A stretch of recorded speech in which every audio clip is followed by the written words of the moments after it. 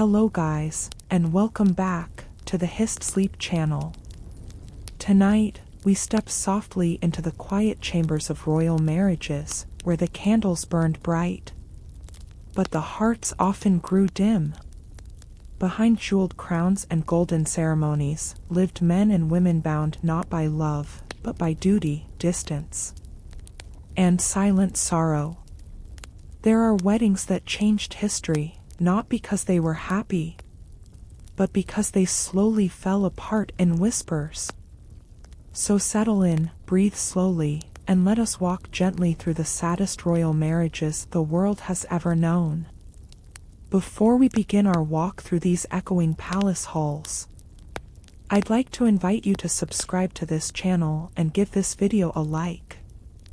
It helps these quiet stories reach those who need a moment of peace. And I'm always curious, where are you listening from tonight? Is the world outside your window still, or is there a gentle hum of the city? Let me know in the comments when you have a moment. I truly value your presence here. Now, close your eyes. Let the weight of the day melt away into your pillow. We are going back to a time of heavy velvet curtains, flickering beeswax candles, and the weight of a crown. Imagine, if you will, a cathedral, but not a bright, celebratory one. Imagine it at dusk. The air is thick with the scent of expensive incense and old stone. Thousands of candles have been lit, their flames dancing in the slight drafts that wander through the high, arched ceilings. This is the wedding of a king and a princess. On paper, it is the union of two empires. In reality, it is a room filled with thousands of people, yet it feels, strangely, empty. Look at the bride. Her dress is a masterpiece of silver thread and heavy pearls. It is so heavy that she can barely move, a gilded cage of fabric. As she walks down the aisle, there is no music of joy, only the low, rhythmic chanting of the choir. Each step she takes on the cold marble floor echoes, a lonely sound in a crowded room. She does not look at the man waiting for her at the altar. She looks at the floor, at the flickering shadows cast by the candlelight. The king stands tall, rigid, like a statue carved from salt. His face is a mask of duty. He is not looking for a partner, he is looking for an heir. He is looking for a treaty. When their hands meet, there is no warmth. It is a touch of cold skin against cold skin. The priest's voice drones on in Latin, words of eternity, words of "until death do us part," but in this quiet cathedral, those words feel like a sentence, not a promise. The silence between the notes of the organ is where the sadness lives. You can see it in the eyes of the guests. They are not smiling. They are watching, measuring, whispering. They see the way the princess's hand trembles, not with excitement, but with a profound sense of isolation. She is miles away from the home she knew, in a country where she doesn't speak the language of the heart, only the language of the court. The candles continue to drip wax, slow, steady, like silent tears falling onto the silver holders. The light they cast is orange and dim, softening the sharp edges of the diamonds, but deepening the shadows under the eyes of the couple. This is supposed to be the greatest day of their lives. Yet, the atmosphere is heavy, as if the very walls of the cathedral know that this union is built on sand. Think about the sound of her veil dragging across the stone. Shh, shh, shh. It is the only sound in the pauses of the ceremony. A soft, mourning sound. The flowers decorating the altar are beautiful, lilies and white roses, but in the dim light, they look ghostly. They have been cut from their roots, just as this princess has been cut from her life, to be placed here, in this cold, magnificent display. As the ceremony reaches its peak, the crowns are placed upon their heads. The gold is heavy. It presses down. It is a physical weight that mirrors the emotional weight settling in their chests. They are now one in the eyes of the law, but as they turn to face the crowd, they are two strangers, staring into a future that feels as cold as the stone beneath their feet. The procession out of the cathedral is grand. Trumpets blare, but the sound feels hollow against the high stone walls. Outside, the common people cheer, because they see the gold and the glamour. They see a fairy tale. But inside the carriage, as the door closes, the silence returns. The king looks out one window. The queen looks out the other. The only thing between them is the cold air, and the realization that the ceremony is over, and the long, quiet reality has begun. Can you feel the coolness of that carriage? The smell of old leather and rain? The rhythmic clip-clop of the horses' hoofs on the cobblestones? Clip-clop, clip-clop. It is a hypnotic sound. A sound that carries them away from the altar and toward a life of polite distance. There will be banquets tonight. There will be wine and laughter from the courtiers. But for the two people at the center of it all, the world has become very, very quiet. In this moment, the palace awaits. Its corridors are long and lined with portraits of ancestors who suffered the same fate. The candles there are also lit, waiting to illuminate a marriage that began with a sigh rather than a heartbeat. The embers in the fireplace are glowing a soft red, fading slowly, just like the hope in the young queen's eyes. As you breathe in, imagine that cool, cathedral air leaving your lungs. As you breathe out, feel the softness of your bed. You are safe. You are not bound by crowns or treaties. You are free to drift, free to let the echoes of this quiet wedding fade into the mist of history. The shadows are long now.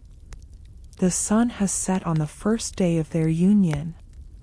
The candles are being snuffed out, one by one, in the great hall. Puff, puff, puff, until only the moonlight remains, streaming through the high windows, casting a pale, silver glow over the empty throne room. It is a peace of a different kind. A stillness that tells us, the story is only just beginning. But for you, the story ends here for tonight. The clip-clop of the horses is fading into the distance. The silk and velvet are being tucked away. The world is dark, and it is time to rest. In our next chapter, we will look at how this marriage, arranged by kingdoms and not hearts, began to navigate the cold reality of the days that followed. But that is for another time. For now, let the silence of the palace wrap around you like a heavy blanket. The echoes of the cathedral bells have finally faded, leaving behind a silence that feels heavier than the stones of the palace itself. Tonight, we move deeper into the shadows of these grand halls, to understand the invisible strings that pull at the lives of those who wear the crown. This is not a story of a meeting of souls, but a meeting of maps, a union of borders, and the cold, hard logic of empires. As we settle into the quiet of the night, I want to thank you for being here with me. If you find comfort in these journeys through time, please do subscribe and join our community. And if these stories help you find a moment of rest, a simple like on the video truly helps others find their way here too. I've been reading your comments, and it's wonderful to see so many of you listening from different corners of the world, from rainy evenings in London to quiet nights in New England. Wherever you are, I'm glad you've found this space. Now, adjust your blankets. Let your shoulders drop away from your ears. Take a long, slow breath in, holding the cool air for just a moment, and then let it out with a soft sigh. We are going back to the maps, to the flickering candlelight of a king's study, where the fate of a princess was decided long before she ever knew what love was. Imagine a long oak table, its surface scarred by the weight of heavy inkstands and wax seals. On this table lies a map of Europe, or perhaps the Mediterranean, its edges curling with age. There are no faces on this map. There are only colors, red for one empire, blue for another. And between these colors, there is a line that needs to be blurred. Two men sit across from each other. They are not talking about happiness. They are talking about ports, about trade routes, about the movement of armies. They speak in the low, dusty tones of diplomats who have forgotten the sound of laughter.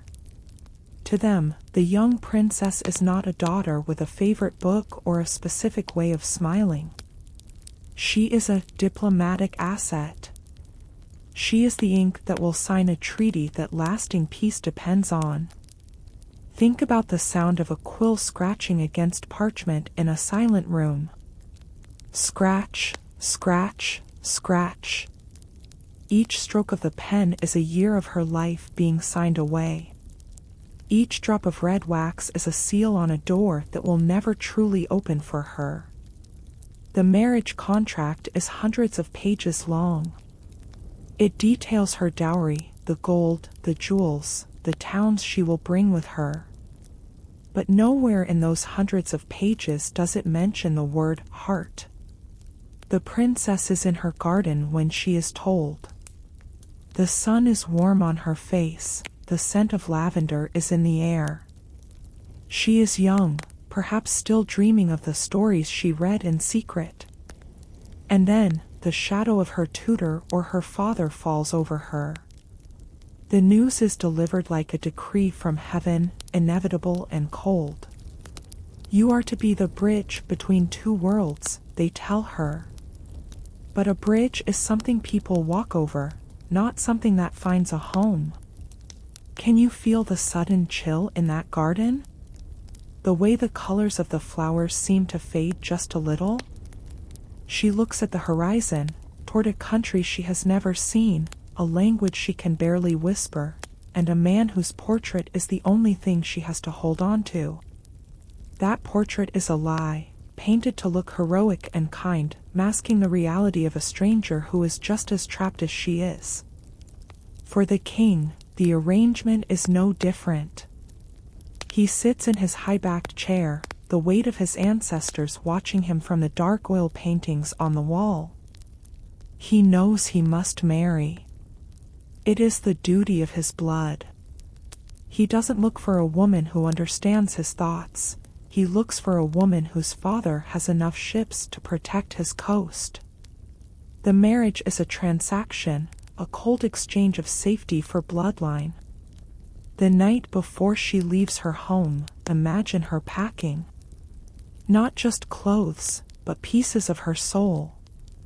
A small pressed flower from her mother's room, a ribbon from her childhood, a book of poetry. These are the things she will hide under her pillow in a foreign palace. The trunks are heavy and made of dark wood lined with velvet. As the lids are closed, it sounds like the closing of a chapter. Thump, thump, thump. The journey to the border is long and slow. The carriage wheels turn over the dry earth, a rhythmic, hypnotic grinding. Crunch, crunch, crunch. She sits in the dim interior, watching her own country disappear behind a veil of dust. Every mile she travels is a mile away from the girl she used to be. She is becoming a symbol, a living treaty, a walking piece of history. When she reaches the border, there is a ceremony of handing over. On a bridge, or in a neutral tent, she is literally traded. Her old servants are sent back.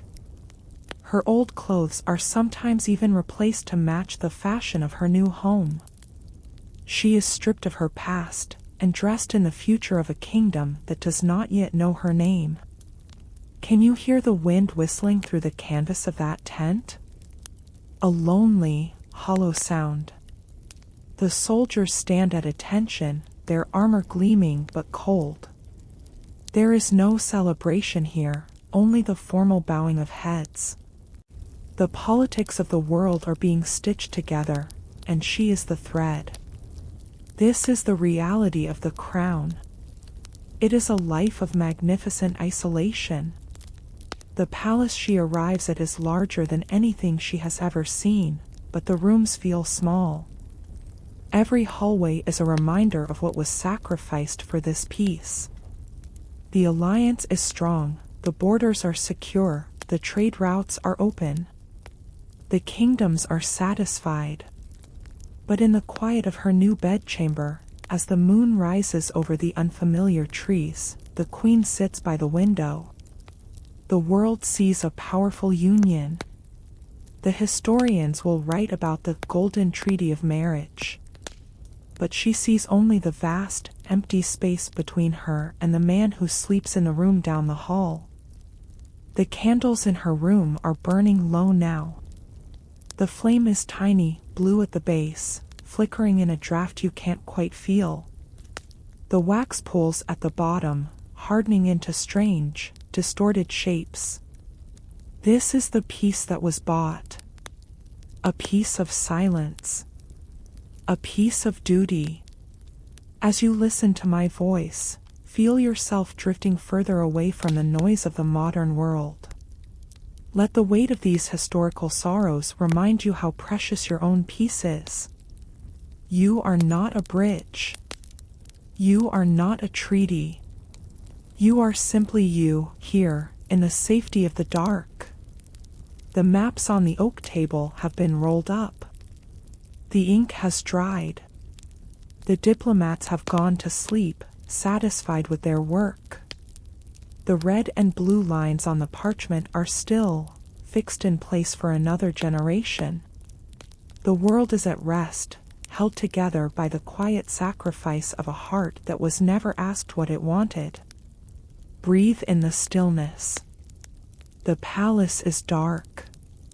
The heavy iron gates are locked for the night. The only sound is the distant owl, and the slow, steady breathing of the world as it turns. In our next chapter, we will follow them into the palace, to the first night where the distance truly began, in the separate chambers that would define their lives. But for now, let the history fade. Let the names and the dates dissolve into the mist. You are tired. Your eyelids are heavy, like the velvet curtains of the queen's bed. Close them now. Let the darkness be a soft, welcoming place. The heavy oak doors have finally closed. The cheers of the crowd outside the palace walls have faded into a distant, muffled hum. The wedding feast is over, the wine has been cleared, and the long tables stand empty in the dark. Tonight, we follow the flickering candlelight down the longest corridor of the palace, to the moment where the public spectacle ends, and the private reality begins. This is the night of the separate chambers, the night where the silence between two people becomes a physical wall. As you settle deeper into your bed, feel the stillness of the room around you. If these stories are helping you find the rest you deserve, I invite you to subscribe and stay a while. And a simple like on this video helps our quiet corner of the world grow just a little bit more. I love hearing about your nights, whether you are listening under a heavy duvet in the cold winter, or with a soft breeze coming through an open window in the summer. Take a deep breath now, and let's step into the shadows of the royal residence. Imagine a hallway, so long that the end of it is lost in darkness. The floor is made of polished black marble, reflecting the moonlight like a still, dark lake. The only sound is the soft, rhythmic rustle of silk as the new queen is led to her apartments. Swish, swish, swish. Her footsteps are light, hesitant, as if she is afraid to wake the ghosts of the women who walked this path before her. She is led not to the king's room, but to her own wing of the palace. This was the custom for many, a life lived in parallel, but never truly touching. The heavy iron key turns in the lock of her door, a cold, metallic sound that echoes through the empty hall. Click, clack. It is the sound of a sanctuary, but also a cell. Inside her chamber, the air is cool. A fire has been lit in the hearth, but it is small, its orange light struggling against the vast shadows of the high ceiling. Her ladies-in-waiting move like ghosts, silent, efficient. They begin the long process of unpinning the heavy jewels from her hair. One by one, the diamonds are laid out on a velvet cloth. Without them, she feels lighter, but also smaller, more vulnerable. Think about the weight of that silver dress being lifted from her shoulders. It pulls on the floor like a fallen cloud. Now, she is just a girl again, standing in a simple linen nightgown, staring at a bed that is far too large for one person. The sheets are made of the finest silk, cold to the touch, smooth as ice. She sits on the edge of the mattress, and for the first time today, she is alone with her thoughts. At the other end of the palace, the king is also alone. His chamber is filled with the smell of old books and expensive tobacco. He has removed his crown, leaving a faint red mark on his forehead. He looks at his own reflection in a silver mirror, but he doesn't see a husband. He sees a man who has fulfilled a duty. He pours a glass of dark wine, the liquid swirling like a secret in the glass. He does not walk toward the queen's wing. He stays by the window, watching the moon, thinking of the lives he could have lived if he weren't a king. Can you feel the distance between them? It is only a few hundred yards of stone and tapestry, but it feels like an ocean. There are thick walls between them, hung with heavy rugs to keep out the draft, but they also keep out the sound of a human voice. If she were to cry out tonight, he would never hear her. If he were to sigh in regret, she would never know. The fire in the queen's room is dying down now. The wood pops and cracks, a soft, rhythmic sound. Snap, flicker, snap. The glowing embers are like tiny stars falling into the ash. She lies back against the pillows. They are stuffed with the softest down, but her head feels heavy. She listens to the wind whistling around the stone towers of the palace.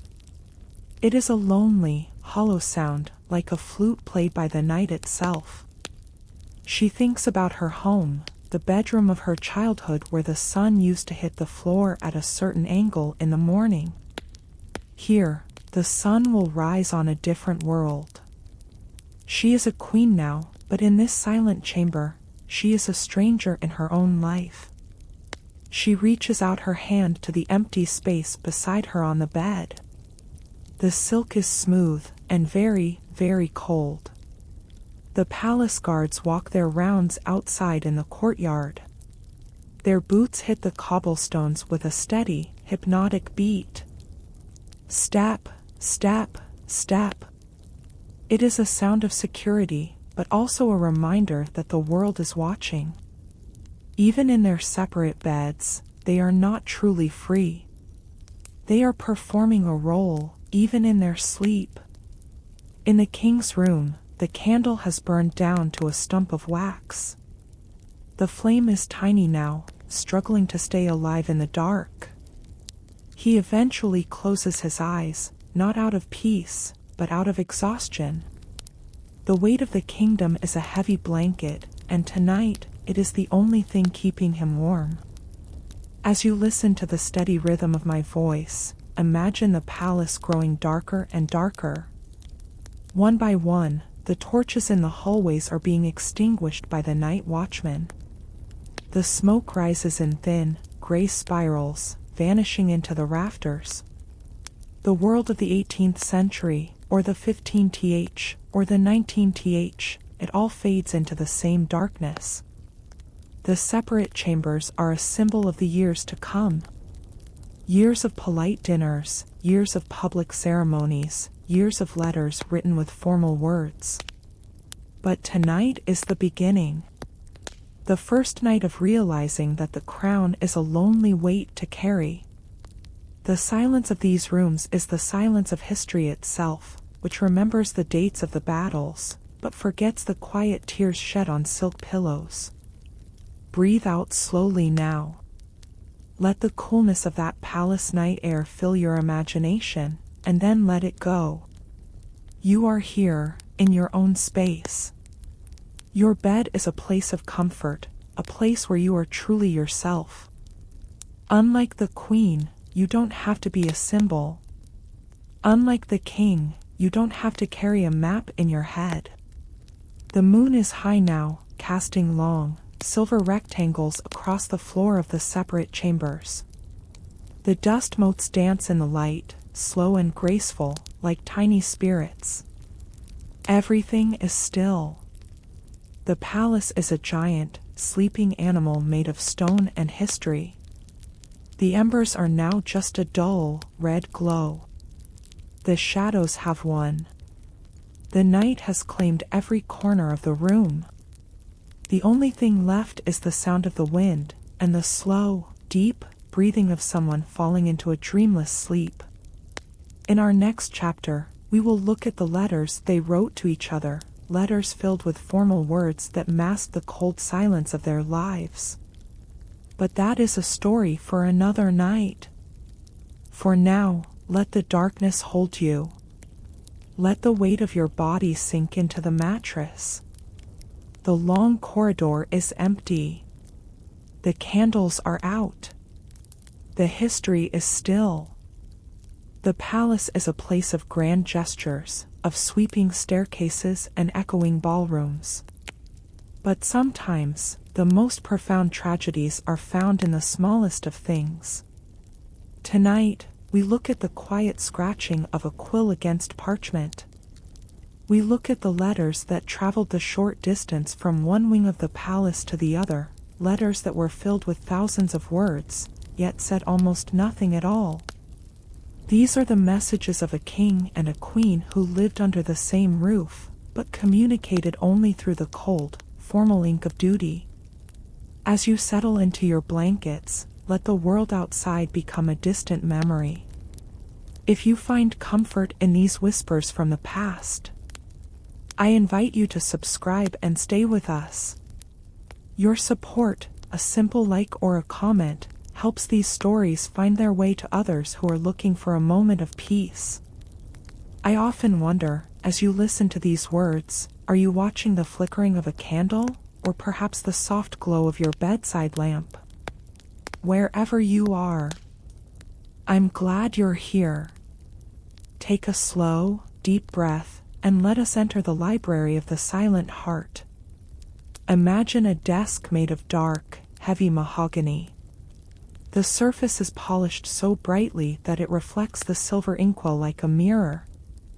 It is late, very late. The only sound is the rhythmic ticking of a tall grandfather clock in the corner. Tick, tock, tick, tock. It is a slow, hypnotic sound, the heartbeat of a house that is holding its breath. The queen sits at this desk. Her hand is steady, but her heart is tired. She dipped her quill into the dark, black ink, and she began to write.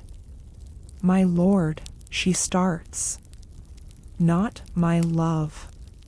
Not even his name. Just a title. A word that is a wall. She writes about the weather. She writes about the upcoming visit of an ambassador.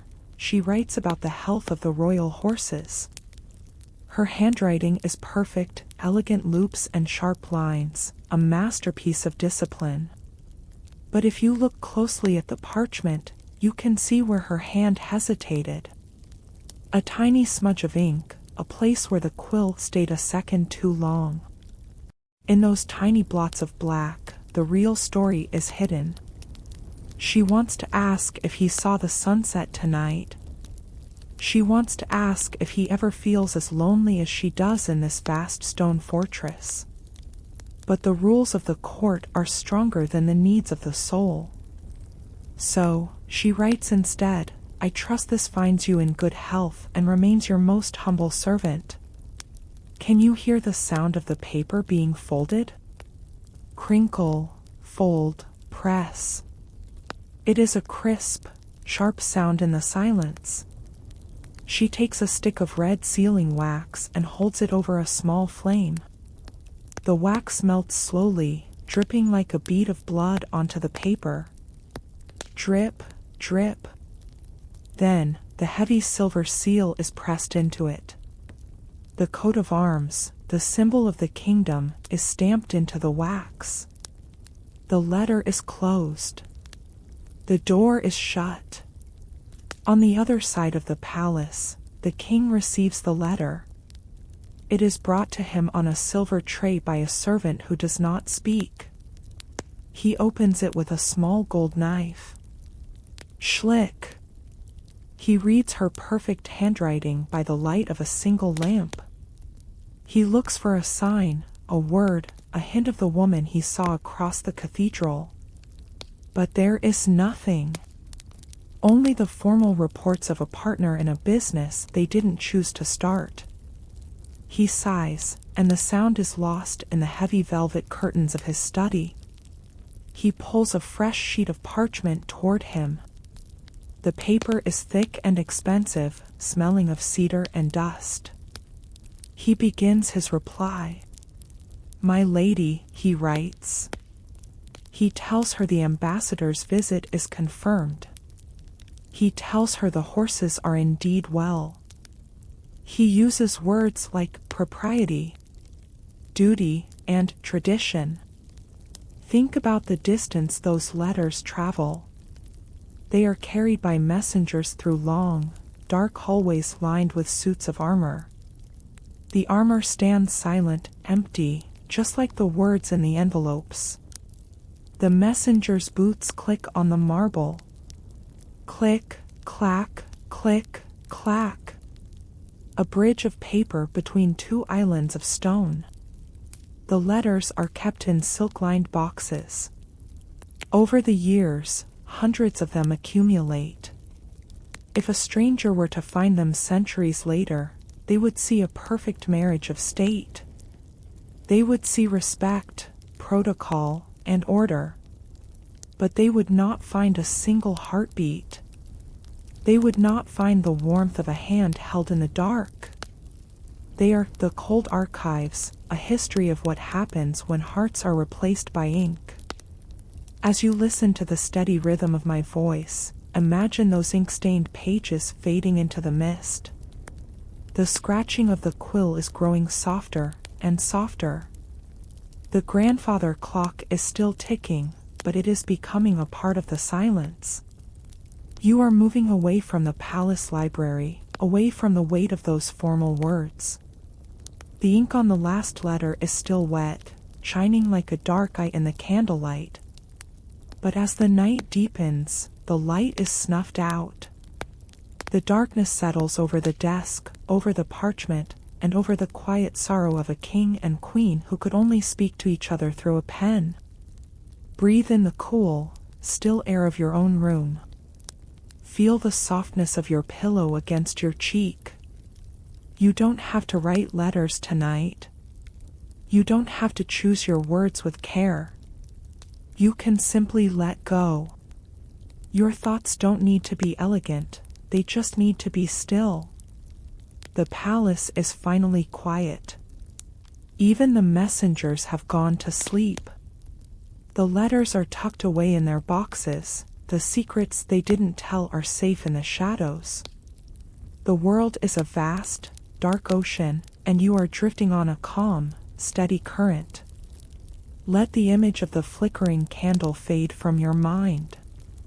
Let the sound of the ticking clock become a gentle hum that lulls you into the deep. Everything is as it should be. The history is written, the ink is dry, and the night is yours. In our next chapter, we will step out into the public eye, where they wore their smiles like masks, while the private silence grew even louder. But that is for when the sun rises again on our story.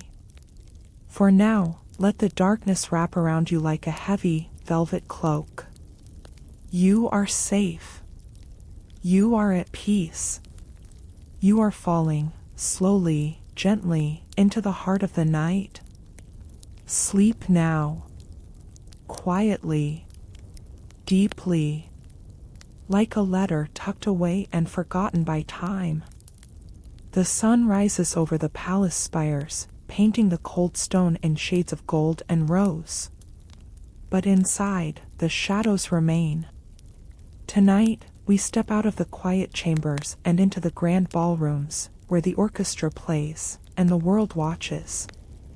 This is the story of the masks we wear, the smiles that are painted on with care, and the crushing silence that waits behind the heavy velvet curtains. We are looking at a marriage that was a masterpiece of theater, performed for an audience of millions, but empty of any real warmth. As you settle into the soft embrace of your bed, let the noise of your own world drift away. If you are finding peace in these journeys through the halls of history, please consider subscribing and giving this video a like. It helps me continue to create these quiet spaces for you. I've been reading your thoughts in the comments, and it's a comfort to know we are all gathered here, across different time zones, sharing this moment of stillness. Take a slow, deep breath, and let the masquerade begin. Imagine a grand staircase, white marble polished to a mirror-like shine. The air is filled with the scent of 1,000 lilies and the sharp, metallic tang of expensive perfumes. At the top of the stairs, the king and queen stand together. They are breathtaking. He is in his finest military regalia, medals gleaming like stars across his chest. She is in a gown of heavy gold brocade, her diamonds catching the light of the massive crystal chandeliers. They look at each other, and they smile. It is a perfect smile, practiced for hours in front of silver mirrors. To the guests below, they look like the very definition of a royal fairy tale. But if you could step closer, if you could hear the heartbeat beneath the lace and the wool, you would feel the ice. The smile doesn't reach their eyes. Their eyes are like still water, deep, dark, and unreadable. They descend the stairs in perfect synchronization. His hand rests lightly on hers. It is a touch of protocol, not of affection. They move through the crowd like two ships sailing side by side, but never quite touching. Every bow from a courtier, every curtsy from a lady-in-waiting, is a reminder that they are symbols first, and humans second. Can you hear the sound of the orchestra? The violins are playing a waltz, a swirling, hypnotic melody. Da da da, da da da. The king and queen take to the floor. They dance with effortless grace. They turn and glide, their movements a silent conversation of duty.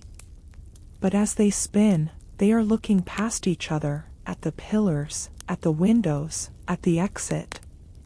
They are performing for the kingdom, ensuring the people believe the alliance is strong. Think about the physical weight of that performance. The corsets that make it hard to breathe, the heavy swords, the shoes that pinch.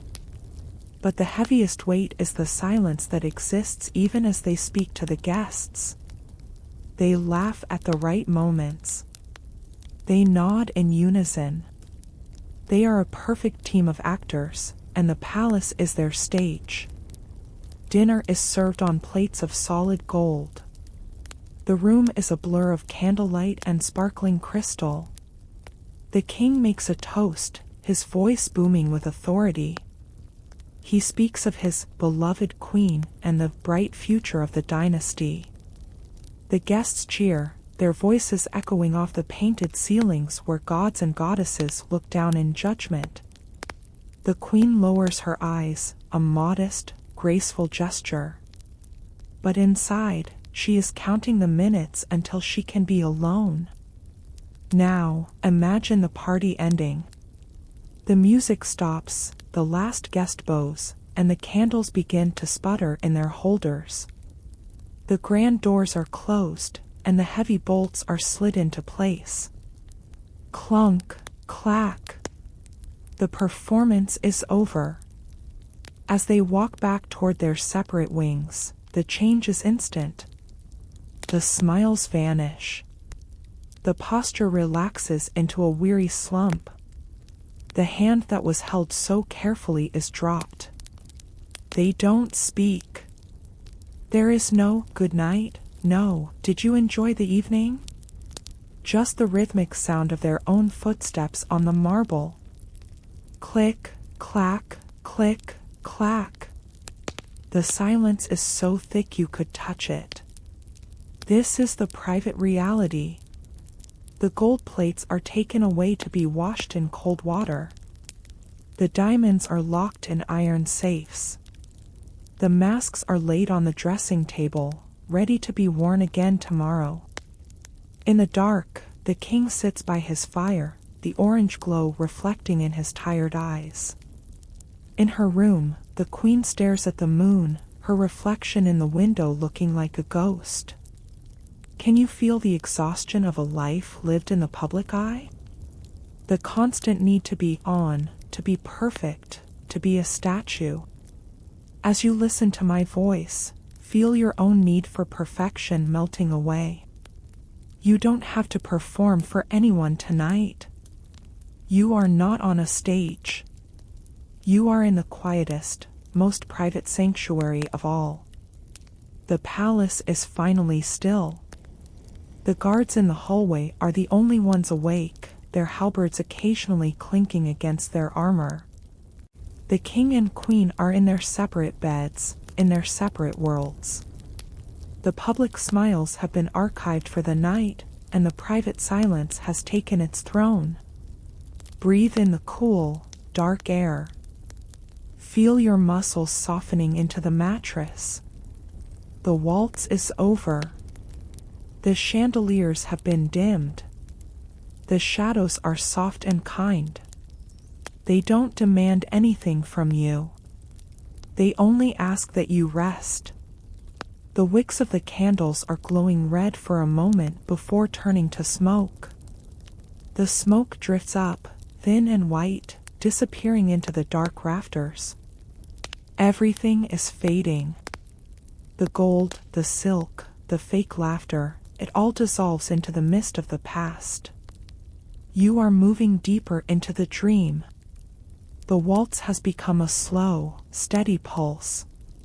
The marble floor has turned into a soft, dark cloud. You are safe. You are alone, but in a way that is peaceful, not lonely. In our next chapter, we will listen to the first whispers in the corridors, as the court begins to realize that the perfect smiles were just a beautiful lie. But that is a story for when the world wakes up.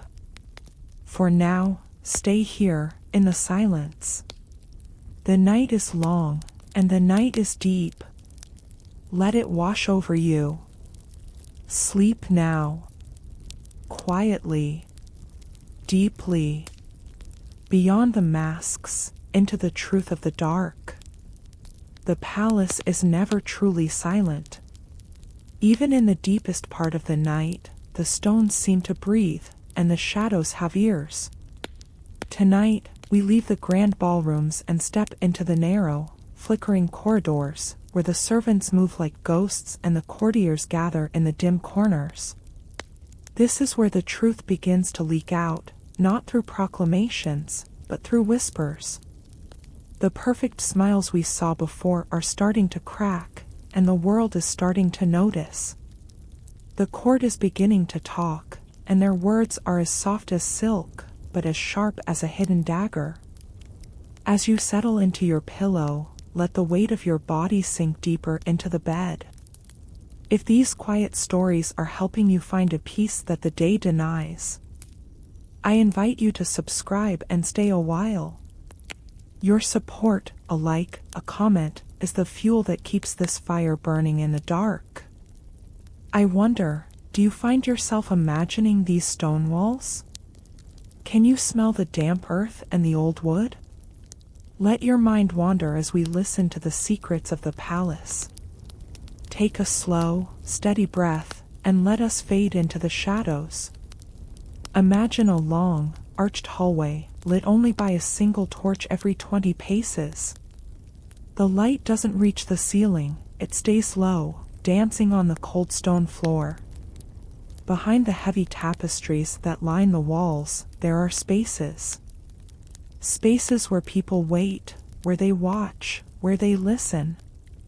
In a royal court, information is more valuable than gold, and the most valuable information of all is the truth about the king and queen. The whispers don't start loudly. They start with a look exchanged between two maids in the laundry room. A raised eyebrow when the queen's dinner tray returns to the kitchen, untouched. A quiet remark from a valet who noticed the king's bed was never slept in. "Shh! Did you hear? Shh! Did you see?" The sound of these whispers is like the dry rustle of autumn leaves blowing across a courtyard. Think about the ladies in waiting, sitting in the queen's outer chamber, sewing by the light of a small fire.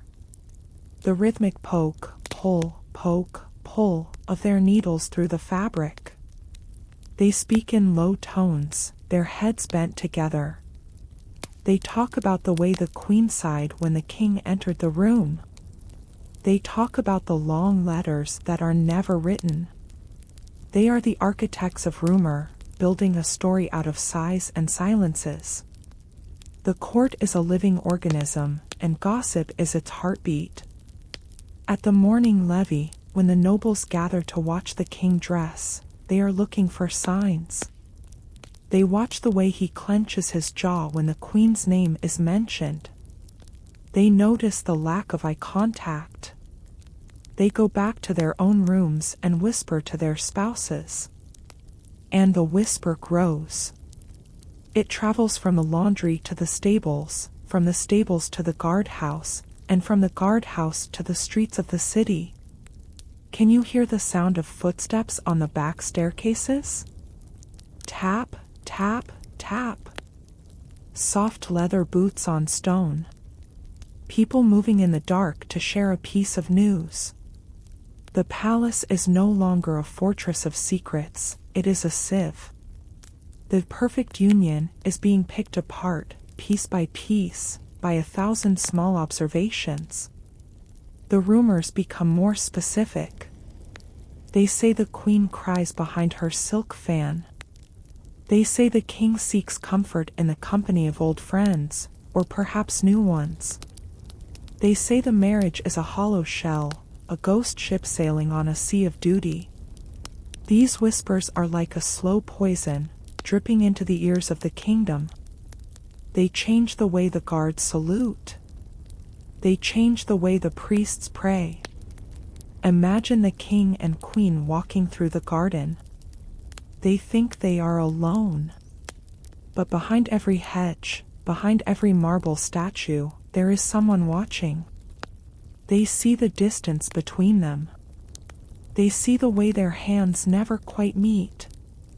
The whispers follow them like a trail of smoke, invisible but unmistakable. Now, think about the weight of being talked about in the dark. To know that every sigh you take is being recorded. Every silence is being interpreted. Every tear is being measured. The palace is a house of glass, and the stones are being thrown from the shadows. As you listen to the rhythmic flow of my voice, feel the world of the court fading away. The whispers are becoming just a hum, a gentle, meaningless white noise. You are not being watched. You are not being judged.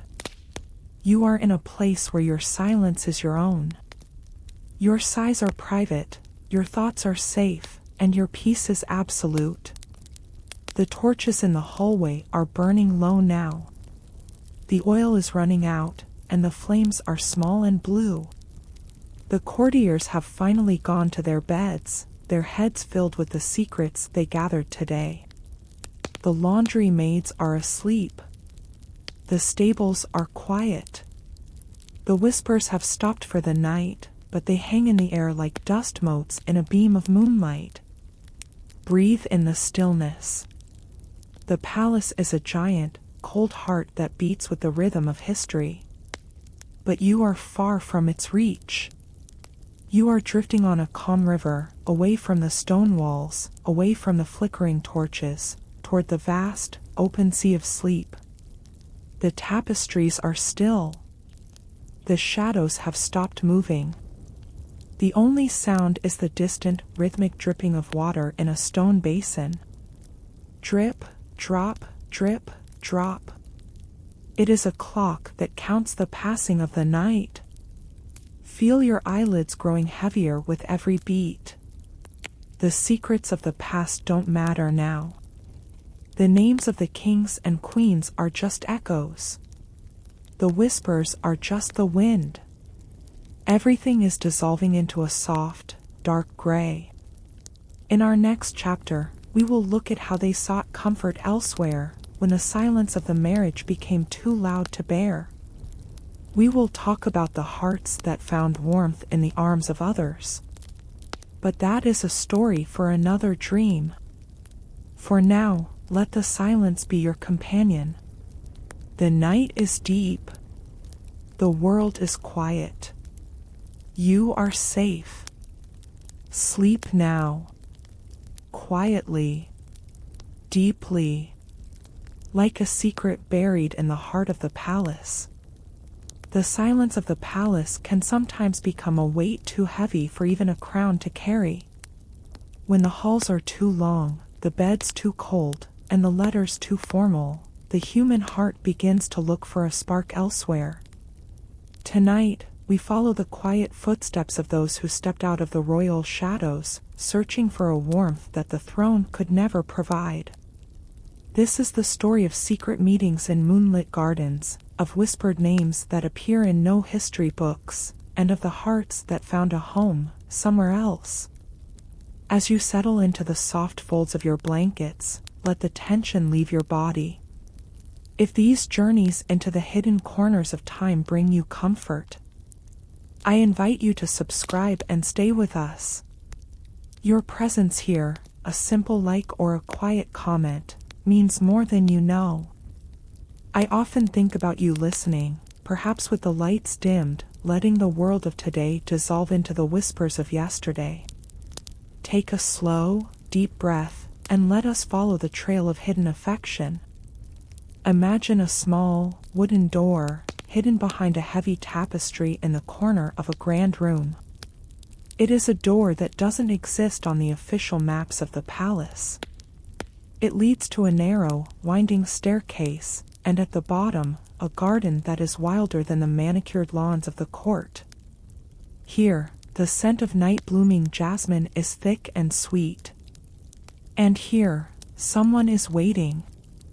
For the queen, love was not the king in his golden armor. It was perhaps a soft-spoken poet or a loyal soldier who saw the woman behind the title. For the king, it might have been a childhood friend who remembered him before he was a symbol of an empire. In these secret spaces, the masks are finally laid down.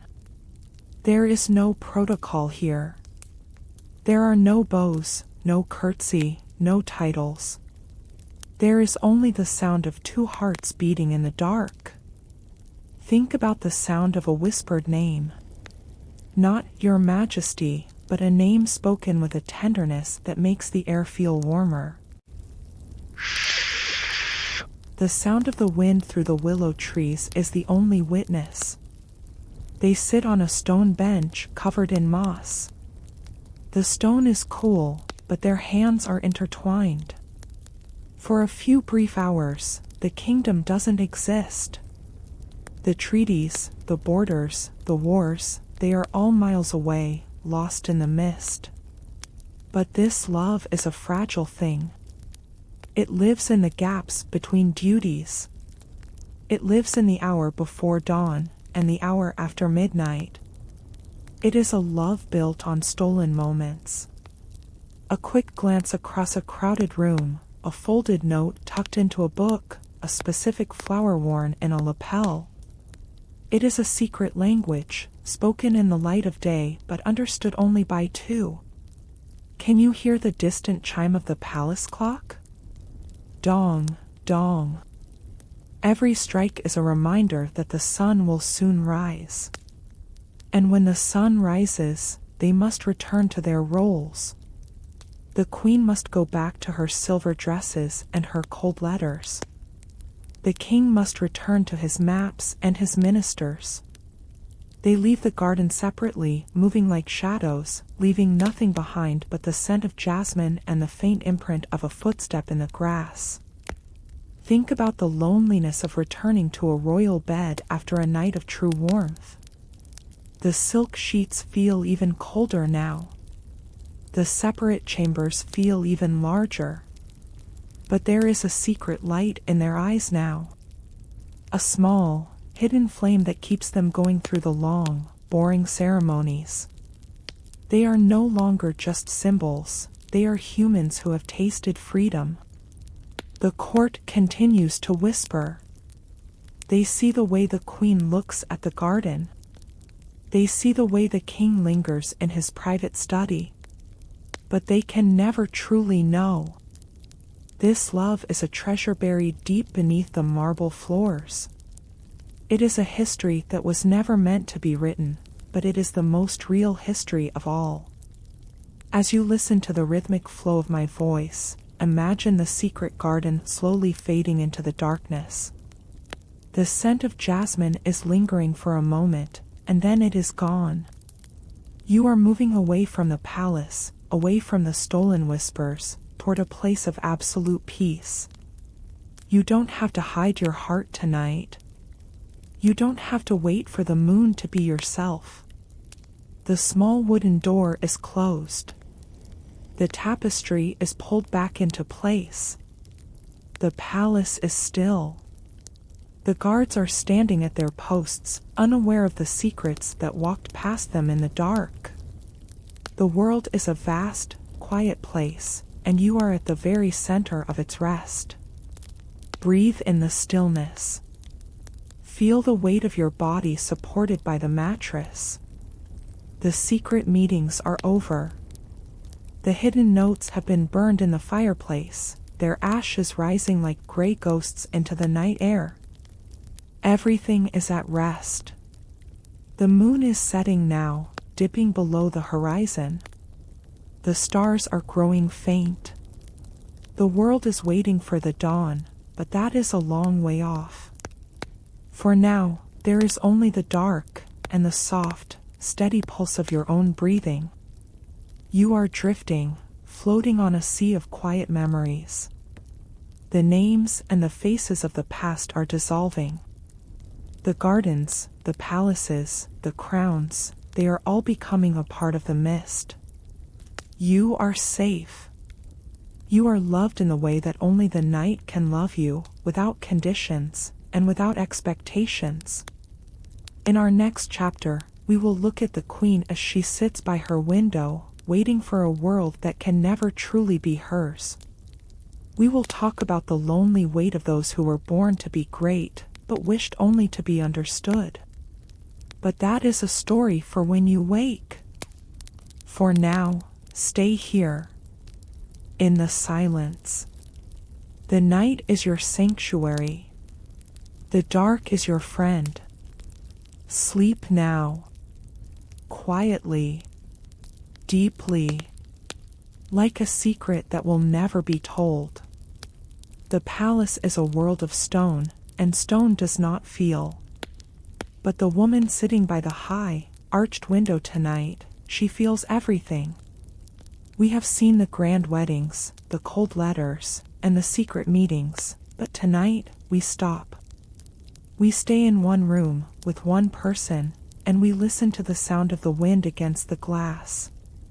This is the story of the lonely queen, the woman who wore the most beautiful diamonds, but spent her nights staring at the stars, wondering if they were as cold as her life had become.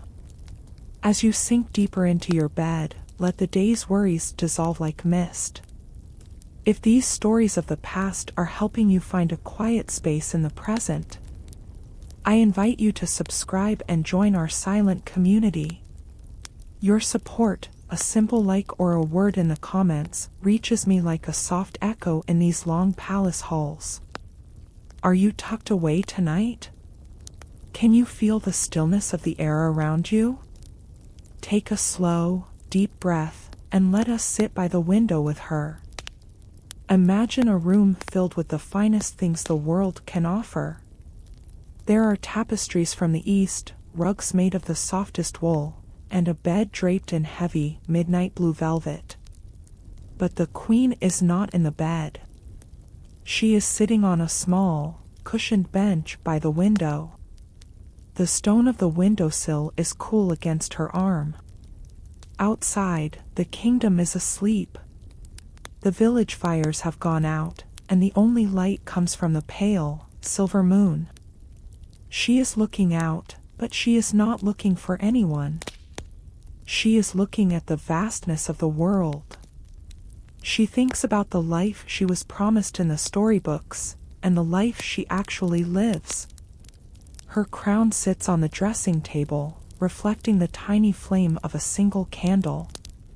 Without it, she looks so small. She looks like the girl she used to be, before she became a piece of a political puzzle. Can you hear the silence of this room? It's not a peaceful silence, it's a heavy one. It's the sound of a clock ticking on the wall. Tick, tock, tick, tock. Each second is a reminder of the time passing in this beautiful prison. She rests her forehead against the glass. The glass is cold, a sharp contrast to the warmth of her skin.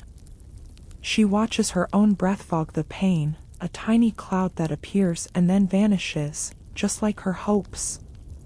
Think about her hands. They are idle now. No embroidery, no letters to sign, no hands to shake. They lie in her lap, pale and still. She traces the lines on her palm, wondering where the path went wrong. She remembers her mother's garden, the smell of rain on dry earth, the sound of her sister's laughter. Here, the only sound is the occasional clink of a guard's armor in the courtyard below. The moon moves slowly across the sky. It lights up the edges of the clouds, turning them into silver mountains. The queen watches them. She imagines she is on one of those clouds, floating far away from the treaties, far away from the separate chambers, far away from the man who is her husband but also a stranger. In her mind, she is free. But the cool stone of the windowsill always brings her back. There is a tray of fruit and wine on the table behind her. It has been there for hours. The wine is dark and still, a mirror for the shadows in the room. She doesn't want it. She wants a conversation. She wants someone to ask her what she's thinking, and to actually wait for the answer. But in this palace, questions are always formal, and answers are always prepared. Can you feel the weight of her loneliness? It's not the loneliness of being alone, it's the loneliness of being surrounded by people who only see the crown, and never the woman. The maids who dress her, the ministers who advise her, even the king who married her, they all see a queen. No one sees the girl by the window. A single tear falls, and she doesn't bother to wipe it away. It tracks slowly down her cheek, a silent witness to the years of public smiles and private silence. She looks at the horizon, where the dark blue of the night meets the black of the earth. Somewhere out there, people are sleeping in small houses, dreaming of simple things. She envies them. She would trade her diamonds for their peace in a heartbeat. As you listen to my voice, imagine the room growing darker as the candle finally burns out. The only light now is the moonlight. It casts long, blue shadows across the floor. The queen finally stands up. Her movements are slow, heavy with the fatigue of the soul. She walks toward the large, empty bed. The silk rustles as she slides under the covers. Shh, shh. The bed is cold. It takes a long time for her warmth to fill the space. She closes her eyes, and the image of the window stays burned into her mind. The window is her only connection to the world she lost. But tonight, the window is just a dark rectangle in a dark room. Breathe in the quiet of her chamber. Feel the stillness settling over you. You are not trapped in a palace. You are not waiting for a world that can never be yours. You are here, in your own life, and the night is a gift of rest. Let the queen's loneliness stay in the past, in the history books, in the shadows of the stone walls. The palace is a giant, sleeping fortress. The wind has died down. Even the clock seems to have slowed its pace. Everything is drifting into the deep, dark water of sleep. The queen is finally still. Her breathing is slow and steady. In her dreams, she is back in the garden, and there are no windows, only the open sky. Let yourself drift with her. Away from the stone, away from the cold, toward the warmth of your own dreams. The night is long, and it is kind. In our next chapter, we will follow the king, the man who always stayed away, and try to understand the distance from his side of the palace. But that is for another time. For now, stay in the silence. The moon is high. The stars are watching. The world is at peace. Sleep now. Quietly. Deeply. Like a dream that finally found its way home. We have sat by the window with the queen, watching the moonlight on the cold stone. But tonight, we must turn our gaze to the other side of the palace, to the wing where the torches burn late into the night. This is the story of the king who was always there, yet always away. A man who could command armies and move borders, but could not find the path to his own wife's heart. We are looking at the king who chose the silence of his study, the distance of the hunt, and the cold comfort of duty, over the warmth of a home that never felt like his own. As you settle into the soft warmth of your blankets, let the weight of your day stay behind you. If these slow journeys through the halls of time are bringing you the rest you need, I invite you to subscribe and walk with us through every shadow. Your likes and your presence here, in this quiet corner of the world, mean so much. I wonder, as you listen tonight, are you looking at the ceiling, or have you already closed your eyes to let the images form? Take a slow, deep breath, and let us step into the king's private world. Imagine a room filled with the smell of old leather, cedarwood, and the faint, bitter scent of ink. This is the king's inner sanctum. The walls are lined with maps, great scrolls of parchment that tell the story of a world he must control. He is sitting in a high-backed chair made of dark oak. The wood is hard and unyielding, much like the life he has built for himself. He is not a man of soft pillows and gentle whispers. He is a man of logic, of strategy, and of a profound, echoing distance. The door to his chamber is thick and heavy. It stays closed most of the time. Outside, his ministers wait with their reports. In the other wing, his queen waits with her silence. But here, inside this room, the king is alone. He stays away not because he is cruel, but because he is afraid of the emptiness he sees in his own marriage. To look at her is to look at a promise that was broken before it was ever made. So, he chooses the maps. He chooses the ink. He chooses to stay away. Can you hear the sound of his footsteps on the heavy rugs? Thud, thud, thud. They are slow and deliberate. He walks to the window that looks out over the hunting forests. He prefers the forest to the palace. In the forest, the rules are simple. There is the predator and the prey. There is the wind and the trees. There is no need for public smiles or formal letters. He spends weeks away on the hunt, staying in rustic lodges, sleeping on simple beds. He tells the court it is for his health. But the truth is, he is running away from the quiet tragedy of his own house. Think about the king at the dinner table. Even when he is physically there, his mind is miles away. He looks at the queen, but he sees only the treaty her father signed. He hears her voice, but he listens only for the information he needs. He has built a fortress around his heart, stone by stone, year by year. The distance he keeps is his only protection. If he stays away, he doesn't have to feel the weight of the sadness that lives in her eyes. The candle on his desk flickers in a draft. Flicker, sway, flicker. It casts long, distorted shadows of the inkwell across the maps. The king reaches for a pen, but he doesn't write. He just holds it. He thinks about the man he was before the crown was placed on his head. Was there a version of him that could have loved? Was there a world where he didn't have to stay away? These are questions that have no answers in the history books. Can you feel the coolness of the ink? The way it stains the fingers?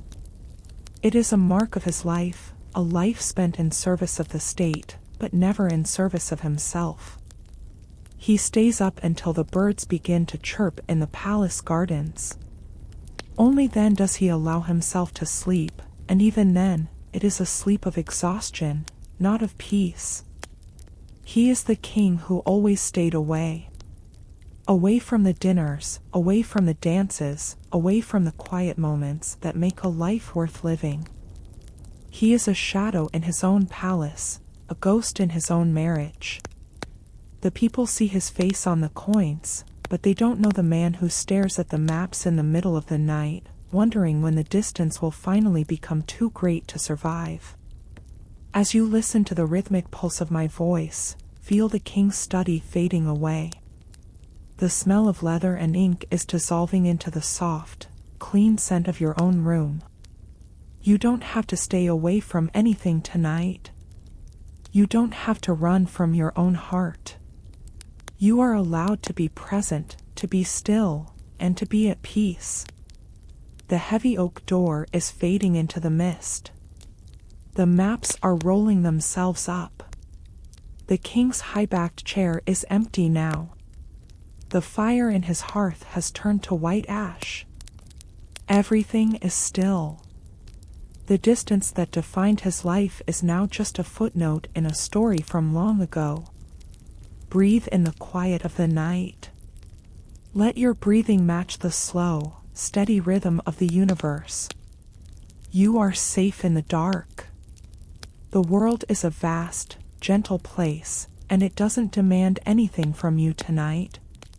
You don't have to command armies. You don't have to sign treaties. You only have to rest. The palace hallways are finally dark. The king has finally closed his eyes. The queen is already lost in her dreams of gardens. The separate wings of the palace are unified by the same silence. The shadows are deep, and they are kind. Feel your body becoming lighter, as if you are floating on a calm, dark lake. The water is warm, and the stars are reflected on its surface. You are drifting away from the palace, away from the stone, toward the heart of your own sleep. In our next chapter, we will visit the grand banquets, where the gold was bright but the hearts were empty. We will see the pageantry that tried to hide the hollow truth. But that is a story for another night. For now, stay here, in the stillness. The night is your sanctuary. The dark is your friend. Sleep now, quietly, deeply, like a king who finally found his way home. The torches are lit once more, their orange light dancing on the cold stone walls. Tonight, we step away from the lonely windows and the silent studies, and we enter the great hall. It is a night of celebration, or so it seems to the world. The tables are overflowing with the finest delicacies, the wine flows like a dark river, and the room is filled with the glitter of solid gold. But as we walk through this sea of luxury, we must look closer. This is the story of the banquets that were filled with everything, yet held nothing at all. This is the story of gold that couldn't buy warmth, and emptiness that lived in the heart of a feast. As you settle deeper into your blankets, feel the weight of the day lifting from your chest. If these journeys into the quiet side of history help you find the rest you've been looking for, I invite you to subscribe and stay with us. Your support, a simple like or a quiet thought in the comments, is what keeps this channel alive in the dark. I wonder, as you listen to the clink of the royal silver in your mind, are you feeling the gentle pull of sleep? Take a long, slow breath in and let it out like a soft breeze. Let us enter the hall of empty splendor. Imagine a table, so long that the people at one end are just blurry shapes to those at the other. The cloth on the table is the finest white linen, hand-stitched by hundreds of invisible hands. On top of this cloth, there is a mountain of gold. Golden plates, golden chalices, golden candelabras that hold dozens of flickering beeswax candles. The light reflects off the gold, creating a hazy, shimmering atmosphere that feels almost like a dream. The scent in the air is overwhelming. Roasted meats, exotic spices brought from across the ocean, and the sweet, cloying smell of overripe fruit. But beneath it all, there is the smell of the damp palace stone, a reminder that this building was not made for comfort, but for power. The orchestra plays from a high balcony, their music a constant, swirling background of violins and flutes. La-da-da, la-da-da. The melody is beautiful, but it feels repetitive, like a circle that never ends. The king and queen sit at the head of the table. They are the center of the world tonight. Their thrones are carved from dark wood and inlaid with ivory. From a distance, they look like the perfect rulers. He nods to a duke, she smiles at a duchess. But watch their hands. The king picks at his food, his movements mechanical. The queen holds her golden chalice, but she rarely drinks. They are surrounded by the most expensive things on earth, yet they look like they are starving for something that isn't on the menu. Think about the sound of a banquet. The clatter of silver against gold. Clink, scrape, clink. The low hum of 100 voices talking at once, but saying nothing important. It is a wall of sound designed to hide the silence between the two people at the center. They are sitting so close that their sleeves almost touch, but the emotional distance is vast, a canyon that no golden bridge could ever cross. The nobles at the table are busy. They are laughing loudly, trying to catch the king's eye, trying to win a favor or a title. They see the gold, they see the wine, they see the power. They don't see the emptiness. They don't see the way the queen's eyes wander to the dark windows, or the way the king's hand trembles slightly as he reaches for his knife. To the guests, this is the peak of human existence. To the couple, it is just another long, heavy night. Can you feel the heat of the candles? It is a dry, oppressive heat. The beeswax drips slowly, forming golden puddles on the tablecloth. It looks like liquid gold, beautiful but stagnant. As the hours pass, the food grows cold. The laughter becomes forced. The music starts to feel like a burden. The grandeur is starting to feel like a weight, a heavy, golden cage that they can never leave. In the shadows behind the thrones, the servants stand like statues. They see everything. They see the glances that are never met. They see the sighs that are swallowed with a sip of wine. They know that the most expensive feast in the world cannot fix a broken spirit. The emptiness in the room is not because of a lack of things, but because of a lack of connection. As you listen to my voice, imagine the banquet hall beginning to fade. The bright glitter of the gold is softening into a dull, warm glow. The sounds of the laughter and the music are drifting away, becoming as faint as a memory from childhood. You are leaving the noise behind. You are moving back into the cool, quiet hallways where the air is still. The banquet is finally ending. The king stands up, and the room falls silent. He gives a final toast to the glory of the kingdom. Everyone drinks. But as he sits back down, you can see the mask slip for just a second. A moment of pure, unadulterated exhaustion. The queen puts her hand on the table, near his, but she doesn't move it closer. The gap remains. The gold remains. The emptiness remains. Breathe in the peace of your own room. Here, you don't need gold to be happy. You don't need 1,000 candles to see the truth. Your world is simple, and in that simplicity, there is a wealth that no king could ever understand. Feel your body sinking into the mattress. Let the heavy silk and gold of the palace dissolve into the soft cotton of your own life. The torches are being snuffed out in the great hall. One by one, the lights disappear. Puff, puff, puff. The smell of smoke lingers for a moment before the cold night air takes it away. The golden plates are stacked in the dark. The wine is put back in the cellar. The hall is empty now, truly empty, and the stones are finally at rest. The king and queen are walking back to their separate wings. The silence of the hallway is a relief after the noise of the feast. The moon is high, casting its quiet, silver light over everything. It doesn't care about the gold. It doesn't care about the power. It only cares about the stillness. You are drifting now. The waltz from the balcony has become a slow, rhythmic pulse in your mind. The palace is a dream you are leaving behind. You are moving toward a deeper, darker, more beautiful silence. In our next chapter, we will talk about the birth of an heir, an event that should have changed everything, but only reinforced the distance between them. But that is a story for when you are deep in the land of dreams. For now, stay here.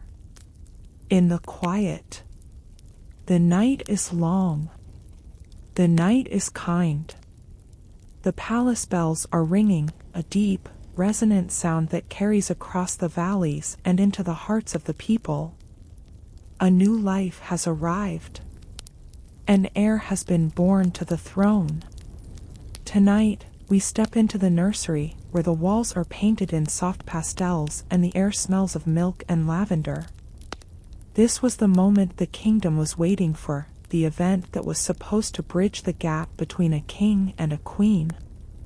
But as we watch the shadows flicker against the cradle, we see a different truth. This is the story of how even the miracle of a child could not mend what was broken by design. The heirs arrived, but the hearts remained in their separate wings. As you settle into the softest part of your bed, let your breathing slow down to the rhythm of the night. If these quiet explorations of the human soul are helping you find your way to sleep, I invite you to subscribe and stay with us. Your likes and your presence in the comments are like small candles in these long, dark hallways. I wonder, are you feeling the weight of your eyelids now? Take a long, slow breath in, hold it for a heartbeat, and let it out. Let us enter the quiet of the royal nursery. Imagine a room that is warmer than the rest of the palace. A large fireplace glows with a steady, gentle heat. In the center of the room stands a cradle, carved from the finest walnut wood and draped in lace that took months to weave.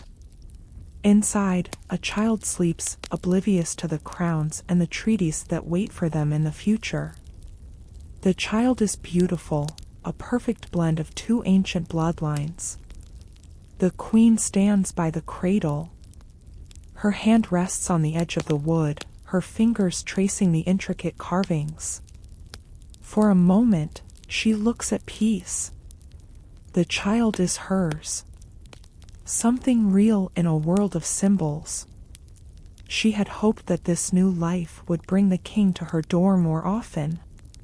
She had imagined them standing here together, watching their legacy sleep. But as the minutes pass, the door to the nursery remains closed. The king eventually arrives. But he doesn't come with the warmth of a father or the affection of a husband. He comes with the gravity of a sovereign. He walks to the cradle, his boots silent on the thick rugs. He looks down at his heir, and he nods. The line is secure, he says, his voice slow but formal. He speaks to the queen about the christening, about the wet nurses, about the titles the child will hold. He does not speak about love. He does not look at her eyes, which are searching his face for a sign of the man behind the crown. Can you hear the soft, rhythmic rocking of the cradle? Creak, sway, creak, sway. It is a hypnotic sound, a heartbeat for the room. The king stays for 10 minutes. He fulfills his duty. And then, with a polite bow, he turns and leaves. The click of the door as it shuts is the final note in the conversation they never had. Click. The queen is alone again with the child and the shadows. Years pass in this manner. More children are born. The nursery grows louder with the sound of small feet and childish laughter. To the world, they are the perfect family.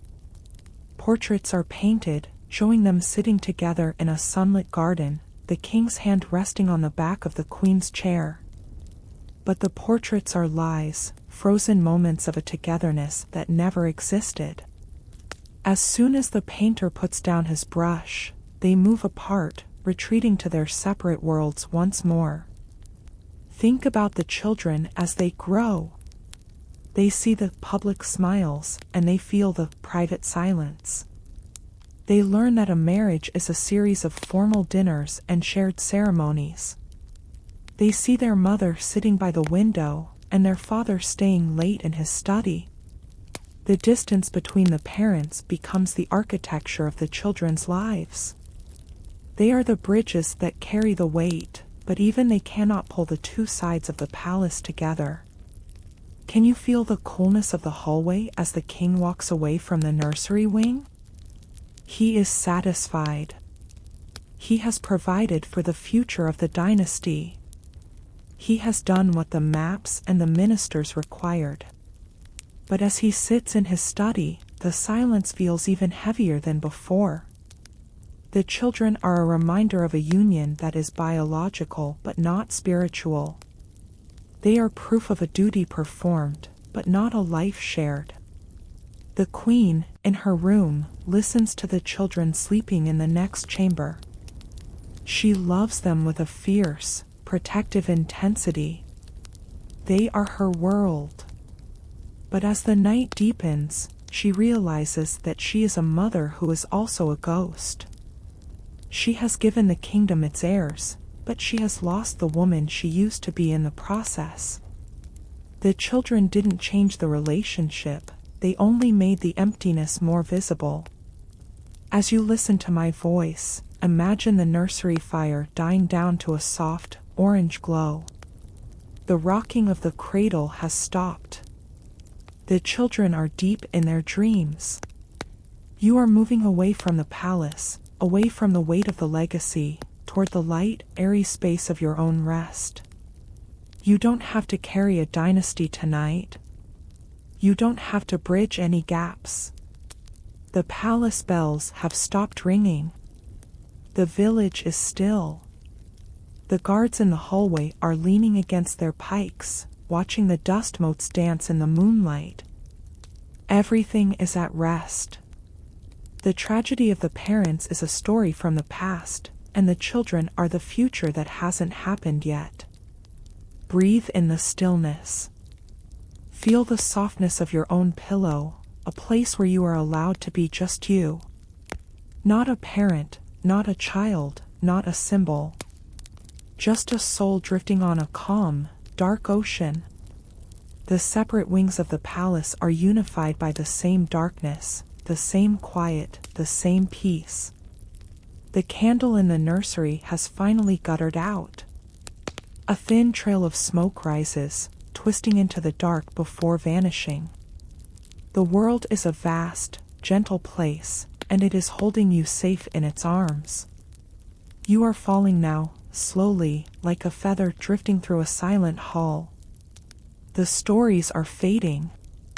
The gold, the nursery, the separate chambers, they are all becoming a part of the mist. In our next chapter, we will look at how they lived separate lives under one crown, the ultimate conclusion of a marriage that changed history but could not change itself. But that is a story for another time. For now, stay here. In the silence. The night is long. The night is kind. Sleep now. Quietly. Deeply. Like a child who knows they are safe. The palace is a vast universe of its own, with its own suns, its own moons, and its own laws of gravity. But in this kingdom, there are two separate galaxies revolving around a single throne. Tonight, we explore the final architecture of a royal marriage, a life lived in parallel lines that were never meant to meet. This is the story of separate lives under one crown. A world where two people shared a coat of arms, a name, and a destiny, but did not share a breakfast, a conversation, or a dream. They were joined by the heavy weight of the gold above them, but separated by the hollow silence beneath. As you sink into the cool, soft layers of your bed, let the tension of your day drift away like smoke from a dying candle. If these journeys into the heart of history are helping you find the peace you need, I invite you to subscribe and stay with us. Your presence here, every like and every quiet word in the comments, makes this space feel like a sanctuary. I wonder, as you listen to the rhythmic pulse of my voice, are you imagining the long, cold hallways of this palace? Take a long, slow breath in and let it go. Let us walk through the rooms of the two sovereigns. Imagine a day that begins not with a greeting, but with a schedule. The king has his sunrise rituals, his ministers, his maps, and his council chambers. The queen has her morning audiences, her ladies-in-waiting, her charities, and her garden. They live in the same building, they breathe the same air, but their paths are carefully choreographed so they never cross by accident. It is a dance of avoidance, performed with the highest level of grace. The palace has become a map of two separate territories. There is the king's territory, smelling of leather, old parchment, and the sharp tang of metal. And there is the queen's territory, smelling of fresh lilies, expensive silk, and the faint, sweet scent of tea. To go from one to the other is like crossing a border into a foreign land. The servants know the boundaries. They know which doors to keep closed, and which hallways to clear before the other enters. Think about the meals they eat. Lunch is often taken in their respective studies. The king eats quickly, his eyes never leaving the reports on his desk. The queen eats slowly, staring out at the fountain in the courtyard. They are both surrounded by people, servants, secretaries, guards, but they are profoundly alone. The crown on the table between them is the only thing they have in common, a heavy, golden reminder of why they must endure this. Can you hear the sound of the palace clock striking the hour? Bong, bong, bong. Each chime is a reminder that another hour has passed in their separate lives. On the rare occasions when they must meet, for a diplomatic ceremony or a royal procession, they are like two actors stepping onto a stage. They arrive from different directions, they perform their roles with perfection, and as soon as the curtain falls, they retreat to their own corners of the fortress. Think about the letters that continue to travel between them. Even though they are separated by only a few hundred feet of stone, they still communicate through ink. The king requests the queen's presence at tonight's gala. The queen accepts with the highest regard. It is a conversation between two institutions, not two people. The words are polite, cold, and final. In the evenings, when the palace settles into a quiet hum, you can see the two separate lights in the distant windows. The king's light is high in the north tower. The queen's light is low in the east wing. They are like two lighthouses on opposite sides of a dark sea, signaling to the world that the kingdom is safe, but never signaling to each other. Can you feel the weight of a life lived in a mask? To never be able to say, I am tired or I am sad to the one person you were supposed to share everything with. Instead, they pour their energy into their duties. The king becomes the great administrator.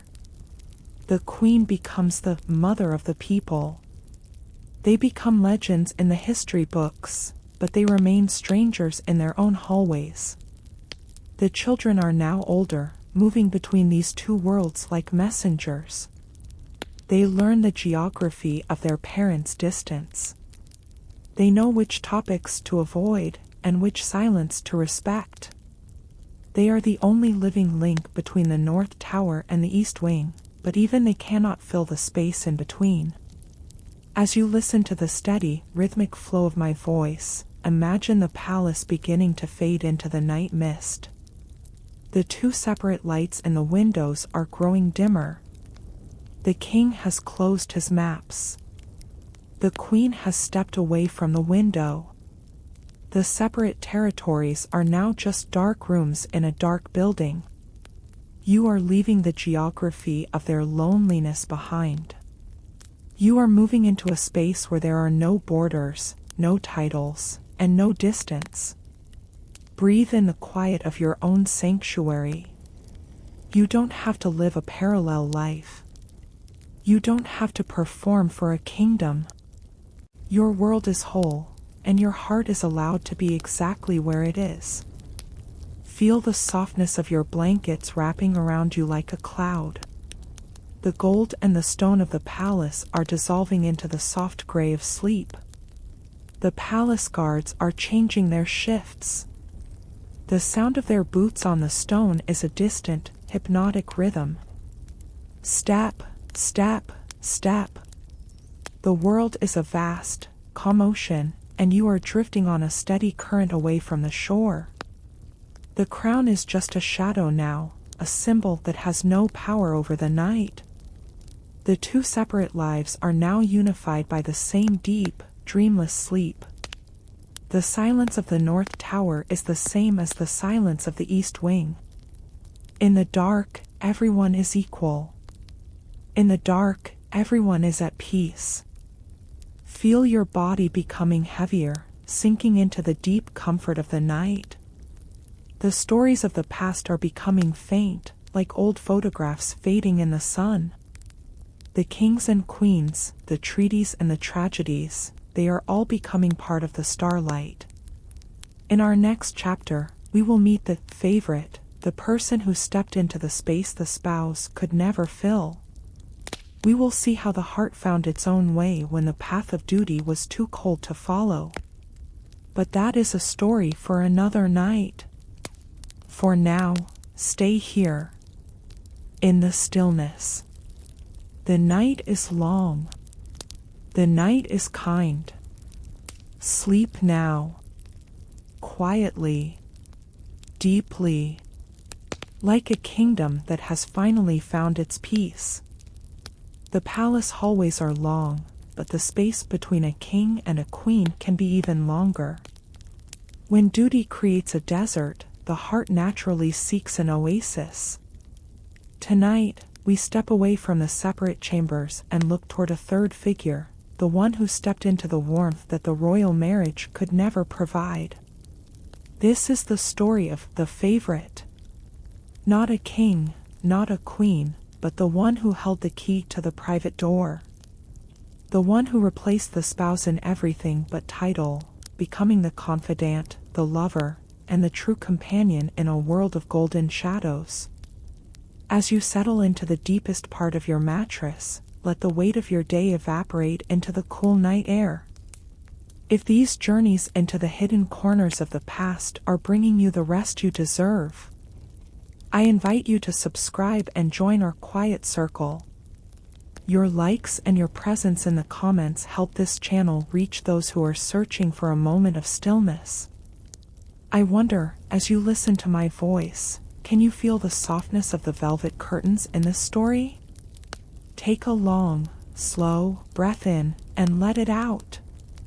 Let us enter the room where the true power lived. Imagine a small, intimate salon away from the grand ballrooms. The fire here is always bright, the chairs are always comfortable, and the air is filled with the scent of real laughter. This is the room of the favorite. While the queen sits in her formal wing, and the king hides in his study, this is where the king truly goes to breathe. Here, he is not a monarch, he is just a man. And the person waiting for him is the only one who knows how to make him smile without a script. The favorite was often more powerful than any minister. They didn't have a crown, but they had the king's ear in the middle of the night. They were the ones who knew his fears, his favorite music, and the way he liked his tea. In the history books, they are often whispered about in the margins. But in the reality of the palace, they were the center of the world. They were the warmth that balanced the cold weight of the throne. Think about the queen's perspective. She sees the favorite at the court ceremonies. She sees the jewels they wear, jewels that are sometimes finer than her own. She hears the whispers of the courtiers as they bow lower to the favorite than they do to her. It is a strange, silent war. One woman has the law and the title, the other has the heart and the influence. They pass each other in the hallways, a rustle of silk, a cold nod, and then, silence. Can you hear the sound of the secret door opening? Creak, click. It is the sound of the king leaving his separate chamber and finding a place where he is actually wanted. In the favorite's room, there are no maps. There are no treaties. There are only poems, music, and the quiet comfort of being understood. The favorite replaced the spouse because the spouse was a symbol, but the favorite was a person. The relationship was often an open secret. The court knew. The people knew. Even the children knew. It became a part of the architecture of the kingdom. The favorite had their own staff, their own carriage, their own place at the table. They were the shadow spouse, the one who did the work of love so that the queen could do the work of state. It was a balance that was both tragic and necessary. Think about the nights when the favorite sat alone, waiting for the king to finish his duties. The ticking of the clock in their room was the same as the queen's. Tick, tock, tick, tock. But the wait was different. For the favorite, the wait ended with a warm embrace. For the queen, the wait never ended. The favorite was the bridge that the king used to survive the isolation of his own life. Can you feel the complexity of this bond? It wasn't just about romance. It was about survival. In a world where everyone wanted something from the king, the favorite was often the only one who just wanted him. They were the mirror that showed him he was still human. And for that, he gave them everything: estates, titles, and his most precious possession, his time. As the years passed, the favorite became the constant. While ministers came and went, and while the queen stayed in her dignified distance, the favorite remained. They grew old together in the shadows of the palace. They became a marriage of the soul, even if the law never recognized it. The emptiness of the royal banquet was filled by the small, private dinner in the favorite's salon. As you listen to the steady, rhythmic flow of my voice, imagine the favorite's salon beginning to fade. The fire is turning to soft embers. The laughter is becoming a distant echo. The secret doors are closing for the night. You are moving away from the drama of the court, away from the triangles of the heart, toward the simple, singular peace of your own sleep. Breathe in the stillness of your room. You don't have to compete for anyone's attention tonight. You don't have to be a symbol or a secret. Your heart is at rest, and your world is whole. Feel the covers settling over you, light as a feather, warm as a memory. The palace and its favorites are dissolving into the mist of the past. The guards in the hallway are tired. They watch the moonlight move across the floor, unaware of the hearts that are breaking or mending behind the heavy doors. The world is a vast, calm ocean, and you are drifting on a steady current. The history is written, the secrets are kept, and the night is yours. The queen is asleep in her east wing. The king is finally asleep in his north tower. And the favorite is asleep in their quiet salon. The distance and the warmth are now unified by the same dark silence. In the end, the night claims them all. Feel your body sinking, drifting, falling into the deep, dark velvet of the night. The stories of the favorites and the spouses are just whispers in the wind now. They are becoming a part of the stars. In our next chapter, we will walk through the palace corridors of emotional distance, where the walls themselves seem to remember the loneliness of those who lived there. But that is a story for another time. For now, stay here. In the quiet. The night is long. The night is kind. Sleep now. Quietly. Deeply. Like a secret that finally found its peace. The palace is more than just stone and mortar, it is a map of the lives lived within its walls. And sometimes, the most prominent features on that map are the distances between people. Tonight, we leave the rooms and the salons, and we step into the corridors themselves. Those long, echoing passages where the king and queen passed each other without a word. This is the story of palace corridors of emotional distance. A journey through the physical spaces that mirrored the hollow spaces in their hearts. Here, the very air feels cold, not because of the stone, but because of the silence that has lived here for decades. As you settle into your pillow, let the world outside your room fade into a soft, gray mist. If these quiet walks through history are bringing you the stillness you seek, I invite you to subscribe and join our journey. Every like and every comment you leave is a gentle echo that helps this channel thrive in the quiet hours.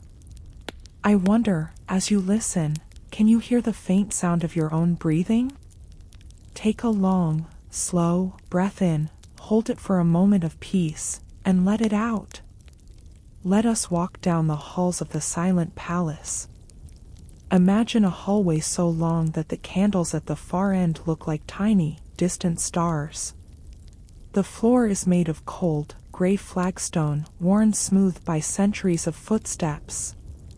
There are no rugs here to muffle the sound. Every step echoes. Tap, echo, tap, echo. It is the sound of isolation. When the king walks from his study to the dining hall, his footsteps tell a story of a man who is always moving, but never arriving. The walls are lined with heavy, dark tapestries. They depict great battles, hunts, and coronations.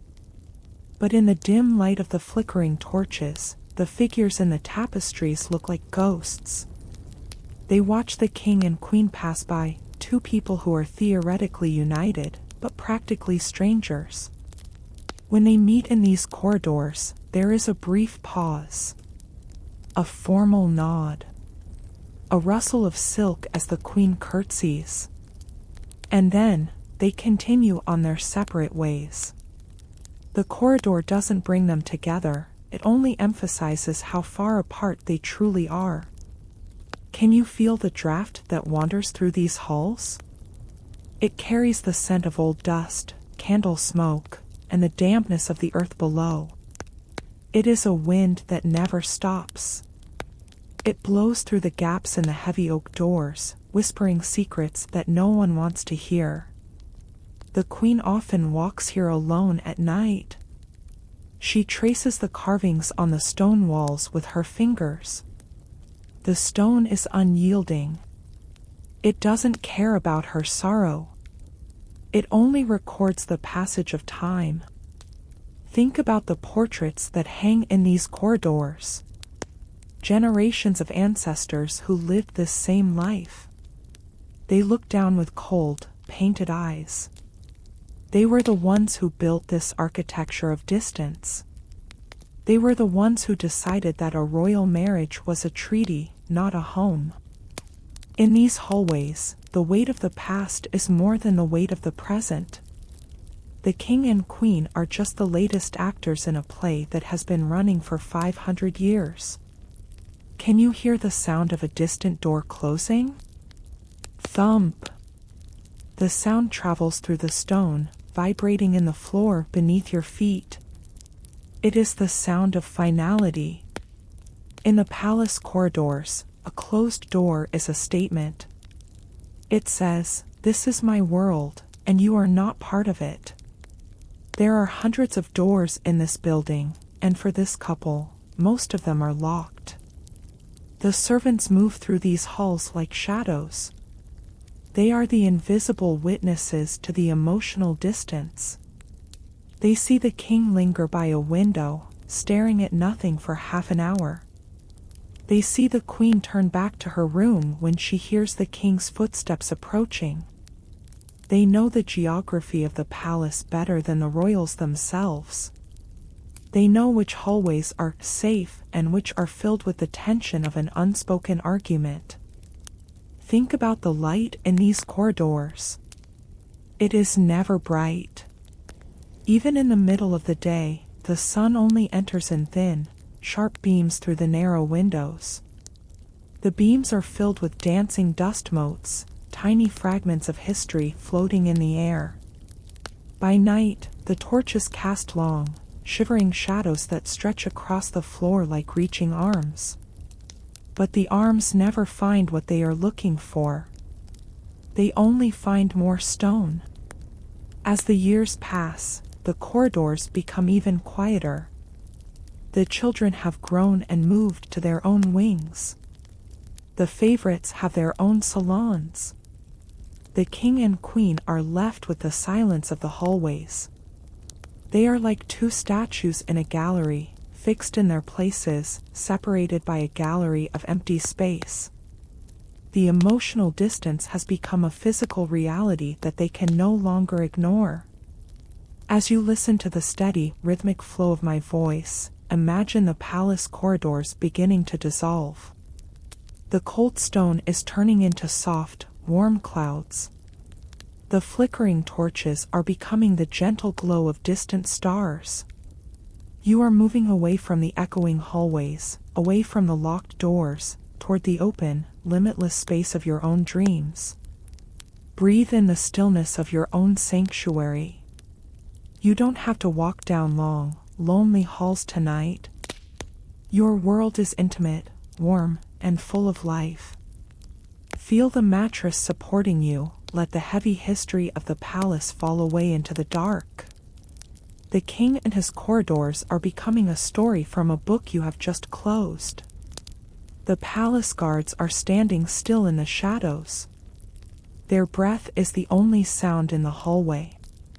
The world is a vast, calm ocean, and you are drifting on a steady current. The distance is gone. The silence is now a gift, not a burden. The night is holding you safe. The king is in his bed. The queen is in hers. The corridors between them are empty now, truly empty. The stone is resting. The ghosts in the tapestries have closed their eyes. In the dark, there is no distance, only peace. Feel your body sinking, drifting, falling into the deep, dark velvet of the night. The stories of the palace are just whispers in the wind now. They are becoming part of the starlight. In our next chapter, we will look at the treaty that bound them tighter, the political necessity that made sure they could never truly be free of each other. But that is a story for another time. For now, stay here. In the quiet. Sleep now. Quietly. Deeply. Like a hallway that has finally found its end. The palace is not just a home, it is a fortress built of promises, seals, and signatures. Sometimes, the walls of stone are not the strongest things holding people together. It is the thin, fragile-looking sheets of parchment that carry the heaviest weight. Tonight, we look at the invisible chains that made sure the king and queen could never truly walk away. This is the story of the treaty that bound them tighter. A legal bond that turned a marriage into a permanent political anchor. While their hearts moved miles apart, the ink on the paper held them in a grip that only death could loosen. As you settle deeper into the quiet safety of your bed, let the world of the present dissolve into a soft, dark mist. If these slow walks through the corridors of time are bringing you the peace you need, I invite you to subscribe and stay with us. Your presence here, every like and every quiet thought in the comments, helps this sanctuary grow. I wonder, as you listen to my voice, can you imagine the smell of old wax and the rustle of heavy parchment? Take a long, slow breath in and let it out. Let us enter the room where the treaties are kept. Imagine a small, vaulted room deep within the palace. There are no windows here. The walls are lined with iron-bound chests, each one holding the secrets of the kingdom. In the center of the room, on a velvet-covered table, lies a document. It is yellowed with age, its edges slightly frayed. This is the marriage treaty. It is not a love letter, it is a contract. It lists cities, gold, trade routes, and military alliances. And at the very bottom, there are the signatures of two people who were once strangers. This treaty was the architect of their lives. Whenever the silence in the palace became too loud, whenever the separate wings felt like separate worlds, they were reminded of this paper. To break the marriage was not just to end a relationship, it was to break a peace. It was to risk a war, to lose a province, or to bankrupt a treasury. The treaty was a cage made of words, and every word was a bar they could not bend. Think about the king as he sits in his study, staring at a copy of this document. He sees the clauses that bind his family's blood to a foreign throne. He knows that his personal happiness is a small price to pay for the security of his borders.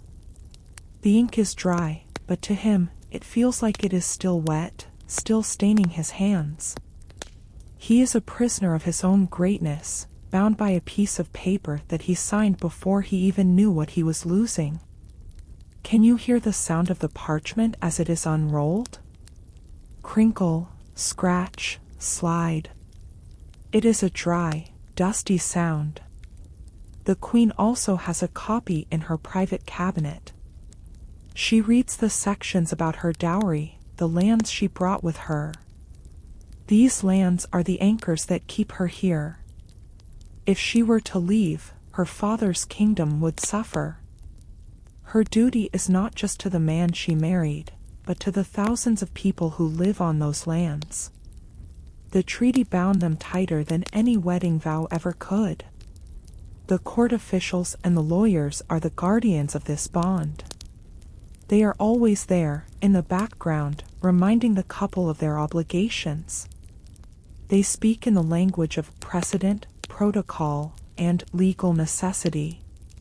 They are the mechanics who keep the machinery of the marriage running, even when the engine has long since died. To them, the king and queen are not humans, they are two halves of a legal entity. Think about the public ceremonies where they must stand side by side. They are not standing there for each other. They are standing there for the treaty. Each appearance is a reaffirmation of the contract. The people see the crown, the velvet, and the gold. But beneath the surface, there is the ghost of that yellowed parchment, pulling them together like a magnetic force. It is a performance of unity required by the laws of nations.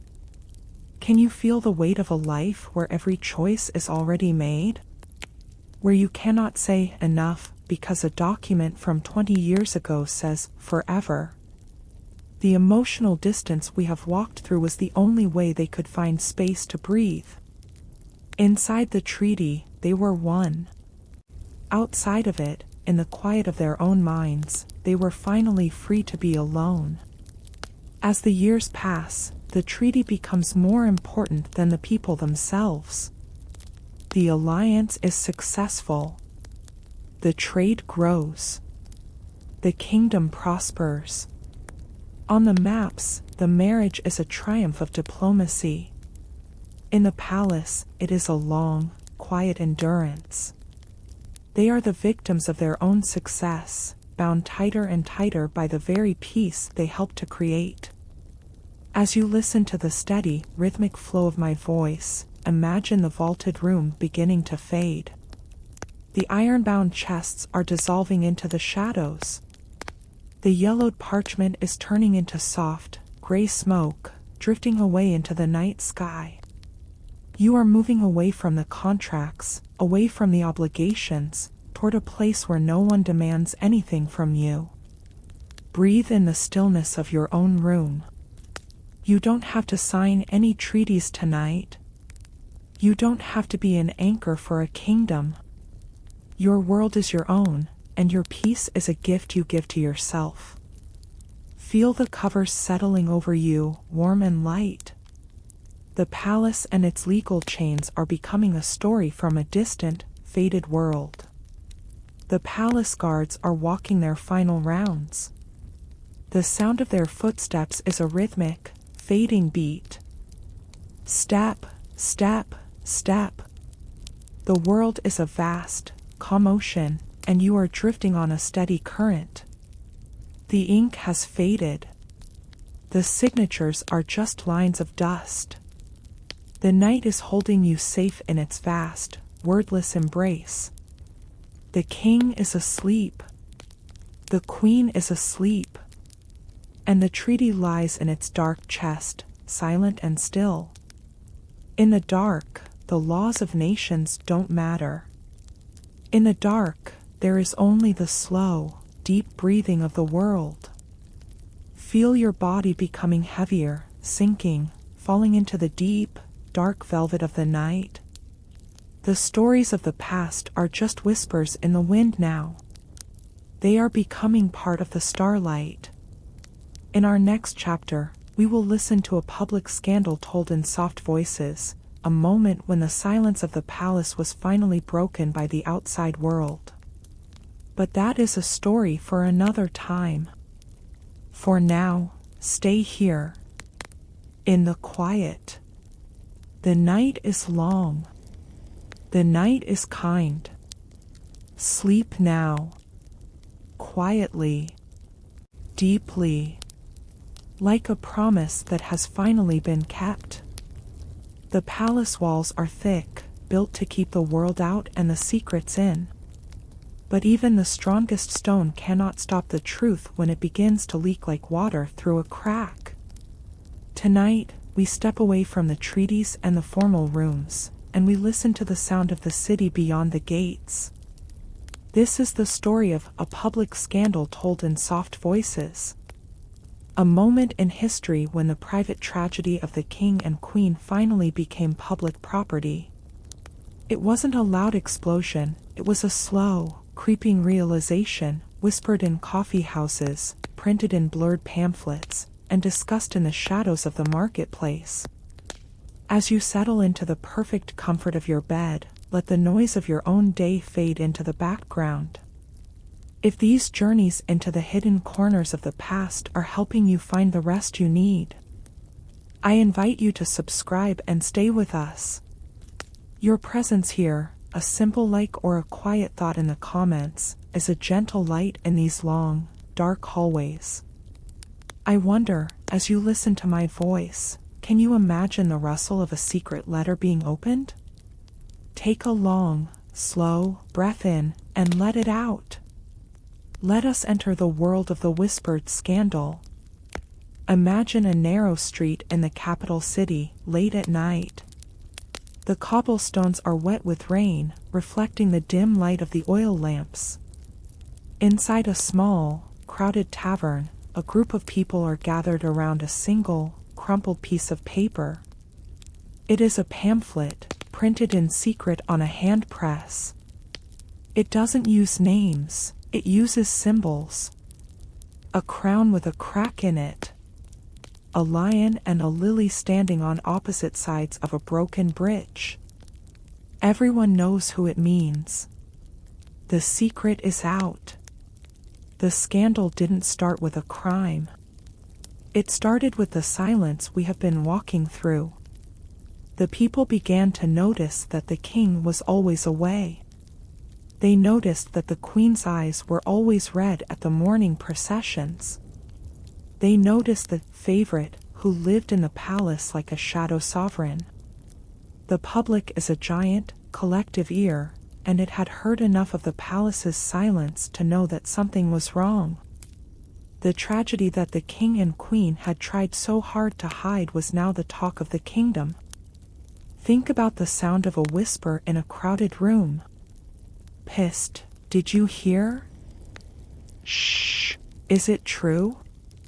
In the palace, the whispers are soft and elegant.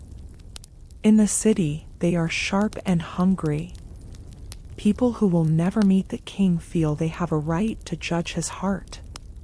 People who will never see the queen's chambers feel they can describe the coldness of her bed. The royal marriage has become a story, a play that the whole world is watching, and everyone has an opinion on the ending. Inside the palace, the atmosphere changes. The guards stand a little stiffer. The ladies in waiting avoid the queen's gaze. The king's ministers speak in hushed tones about public perception and the dignity of the crown. The scandal is like a fog that has drifted into the hallways, making everything look different, making everything feel colder. The king and queen are no longer just two people in a difficult marriage, they are a problem that needs to be solved. Can you hear the scratching of the quill in the royal prosecutor's office? Scratch, scratch, scratch. They are trying to find the people who printed the pamphlets. They are trying to stop the leaks. But you cannot arrest a whisper. You cannot put a shadow in a cell. The more they try to suppress the scandal, the faster it grows. It is a fire that feeds on the very silence they use to try and put it out. Think about the queen as she sits in her carriage, driving through the city. For the first time, she doesn't hear only cheers. She hears the murmurs. She sees the way the people look at her, some with pity, some with mockery. She realizes that her private sorrow is no longer her own. It has been stripped of its dignity and turned into gossip.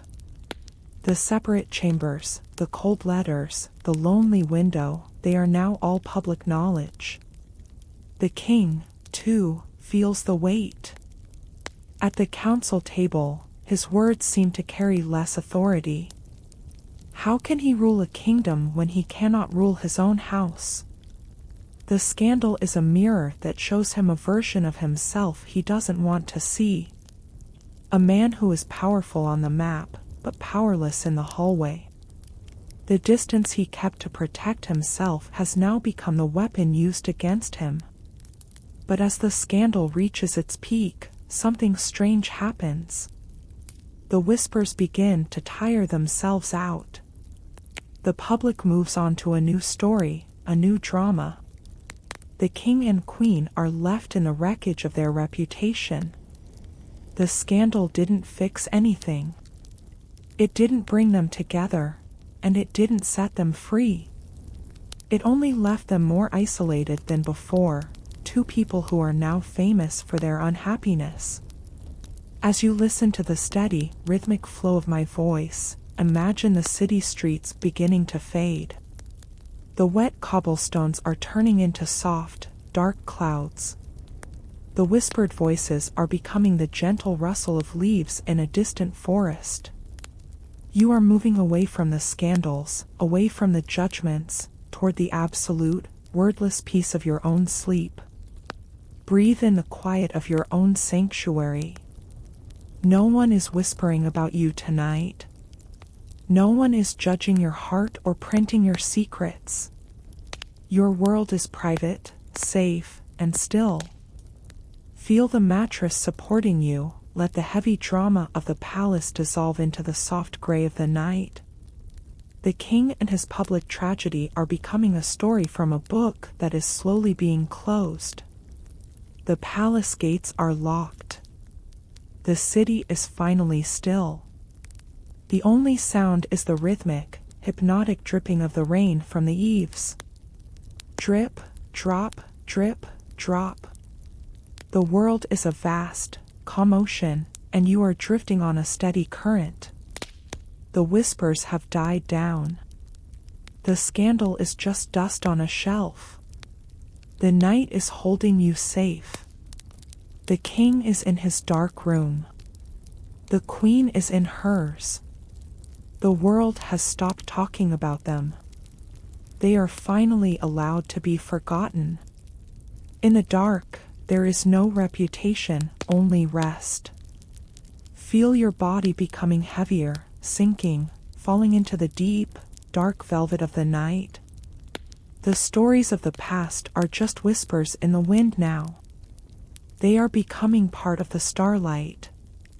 In our next chapter, we will look at the slow collapse of the royal union, the moment when even the pretense of a marriage could no longer be sustained. But that is a story for another time. For now, stay here, in the quiet. The night is long. The night is kind. Sleep now, quietly, deeply, like a secret that has finally been told and forgotten. A mountain does not crumble in a single day. It is the work of 1,000 years of wind, rain, and ice. And so it is with a marriage that was built on duty instead of love. Tonight, we witness the final, quiet stages of a union that has reached its end. This is the story of the slow collapse of a royal union. There are no loud arguments here, no dramatic departures. Instead, there is the sound of things simply stopping. The letters stop. The shared dinners stop. Even the public smiles begin to fade, leaving only the bare, cold reality of two people who have nothing left to give each other. It is the sound of a fire turning to ash, and the ash turning to dust. As you sink deeper into the stillness of your bed, let the world of today drift away into the shadows of the past. If these journeys into the quiet heart of history are helping you find the rest you deserve, I invite you to subscribe and stay a while. Your presence here, a simple like or a quiet thought in the comments, is what keeps this fire burning in the night. I wonder, as you listen to my voice, can you feel the cooling air of the palace at dusk? Take a long, slow breath in, hold it for a moment of peace, and let it out. Let us watch the final fading of the light. Imagine a grand clock in the palace hallway, its golden pendulum swinging with a slow, heavy rhythm. Tick, tock, tick, torque. For years, this clock has measured the distance between the king and the queen. But tonight, it feels as if the clock itself is tired. The spring is winding down. The union is not breaking, it is dissolving. It is like a piece of silk left in the sun for too long, until the colors are gone and the fabric falls apart at the slightest touch. The king and queen have reached a point beyond anger, beyond even sadness. They have reached the point of indifference. This is the final stage of the collapse. When the king enters a room, the queen no longer feels the need to look up. When the queen's name is mentioned, the king no longer feels the need to sigh. They have become like two statues in different cities, vaguely aware of each other's existence, but entirely unaffected by it. The collapse is a quiet, hollow space where a relationship used to be. Think about the sound of a room being closed up for the winter. The heavy white cloths being draped over the furniture. The shutters being bolted. Clack, clink. This is what is happening to their life together. One by one, the connections are being severed. They no longer consult each other on the children's futures. They no longer share information about the court. They have divided the kingdom into his and hers so completely that there is no theirs left. Can you hear the sound of the wind rattling the high windows? It is a lonely, persistent sound. It is the only thing that moves through the spaces where they used to stand together. The collapse is visible in the physical state of the palace. The queen's wing is filled with the scent of dried flowers and old memories. The king's wing is a fortress of maps and silence. The bridge between them is now overgrown with the weeds of neglect. No one walks there anymore. The court has stopped whispering. Even the scandalmongers have found more interesting things to talk about. There is nothing left to say about a marriage that has simply ended. The ambassadors write home that the alliance remains technically stable, but spiritually void. The union has become a ghost, a haunting presence in the palace that everyone recognizes but no one acknowledges. Think about the final formal dinner they share. The table is as grand as ever. The gold still glitters. But the air between them is so thin it's hard to breathe. They sit at opposite ends of the long table, like two survivors on different islands. They don't even look at each other to say goodbye. They just finish. They stand up, they bow, and they walk into their separate nights for the last time. This is not a divorce, it is a disappearance. Can you feel the weight of a life that has slowly unraveled? To look back and see that the treaties, the children, and the ceremonies were all built on a foundation of sand. The collapse is the realization that the masks were more real than the people behind them. As the king sits in his dark study, he realizes that he is not just a king who stayed away, he is a man who was never really there. And as the queen sits by her window, she knows that she is no longer waiting, because there is nothing left to wait for. As you listen to the steady, rhythmic flow of my voice, imagine the palace beginning to crumble into soft, gray dust. The heavy stones are turning into light, floating clouds. The golden clock has stopped ticking. Everything is becoming still, quiet, and weightless. You are moving away from the collapse, away from the ruins, toward the fresh, open air of your own dreams. Breathe in the quiet of your own sanctuary. You don't have to witness the end of anything tonight. Your world is whole, and your heart is safe. Feel the covers settling over you, soft as a shadow. The palace and its slow collapse are becoming a story from a book that has been put away for the night. The palace guards are standing in the dark, watching the stars. The world is a vast, calm ocean, and you are drifting on a steady current. The fire has gone out. The ash is cold. The night is holding you in its vast, kind embrace. The king is asleep. The queen is asleep. The union is no longer a burden they have to carry. In the dark, there are no titles. In the dark, there is only peace. Feel your body becoming heavier, sinking, falling into the deep, dark velvet of the night. The stories of the past are just whispers in the wind now. They are becoming part of the starlight. In our next chapter, we will look at their separation without freedom, the final irony of two people who lived apart but remained bound by the crown. But that is a story for another time. For now, stay here. In the quiet. The night is long. The night is kind. Sleep now. Quietly. Deeply. Like a story that has finally found its rest. The collapse is complete, the silence is absolute. But in the world of kings and queens, even an ending is not always a release. Tonight, we explore the final, lingering tragedy of a royal union, the state of being separated without freedom. This is the story of two people who no longer shared a bed, a table, or a conversation, yet were still shackled together by the same golden chain. They lived in separate worlds, yet they were governed by the same crown. They were strangers, but they were never allowed to be free. As you settle into the soft, welcoming layers of your bed, let the tension of the world melt away like wax in the heat of a candle. If these slow journeys through the corridors of time are helping you find the rest you need, I invite you to subscribe and join our quiet circle.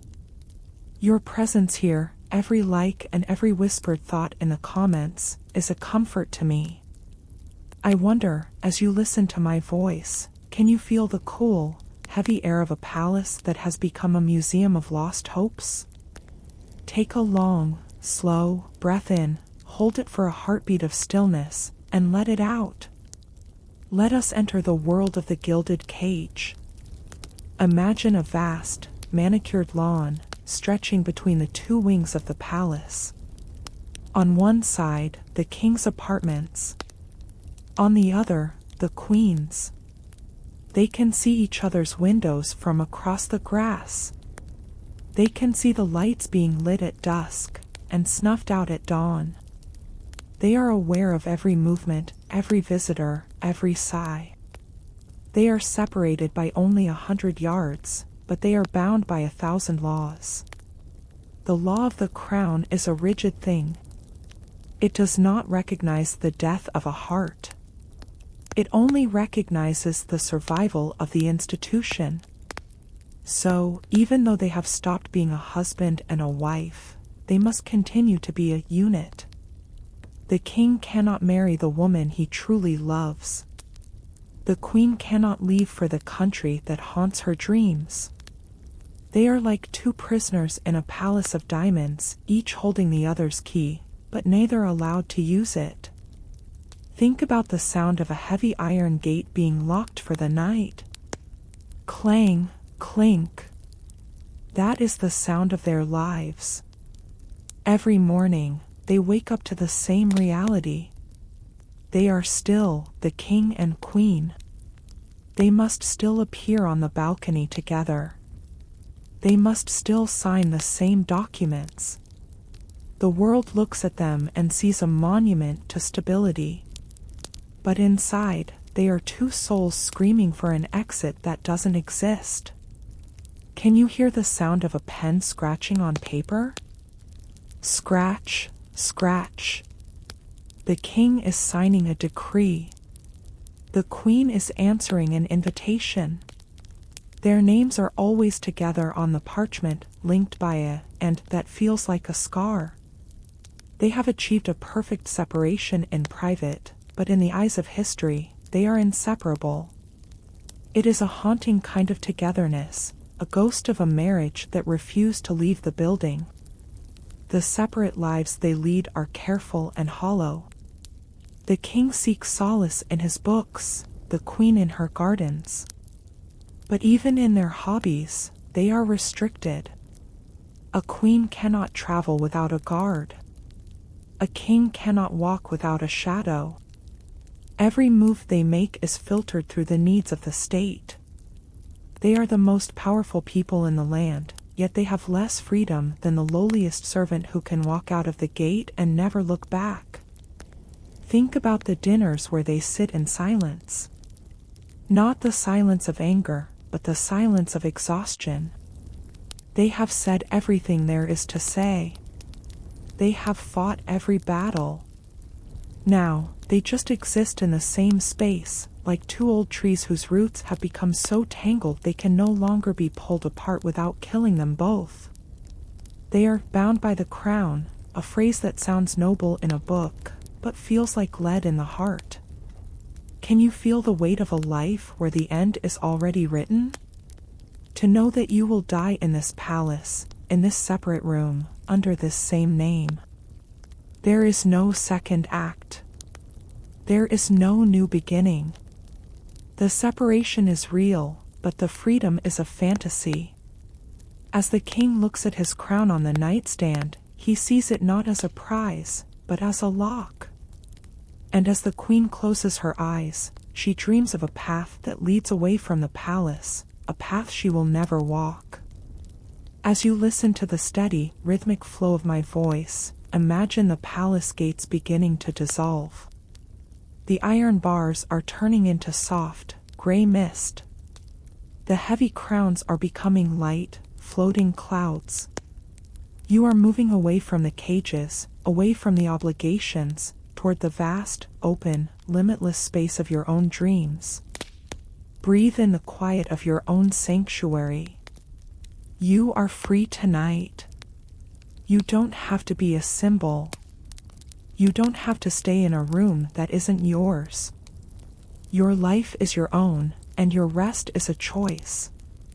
Feel the covers settling over you, warm and soft as a shadow. The palace and its releaseless separation are becoming a story from a distant, faded age. The guards in the hallway are standing still. Their breath is the only sound in the silence. The world is a vast, calm ocean, and you are drifting on a steady current. The separation doesn't matter now. The bound hearts are finally at rest in the dark. The night is holding you safe. The king is asleep. The queen is asleep. The separate wings are unified by the same deep, dark peace. In the dark, there are no laws. In the dark, there is only the slow, steady breathing of the night. Feel your body becoming heavier, sinking, falling into the deep, dark velvet of the dream. The stories of the past are just whispers in the wind now. They are becoming part of the starlight.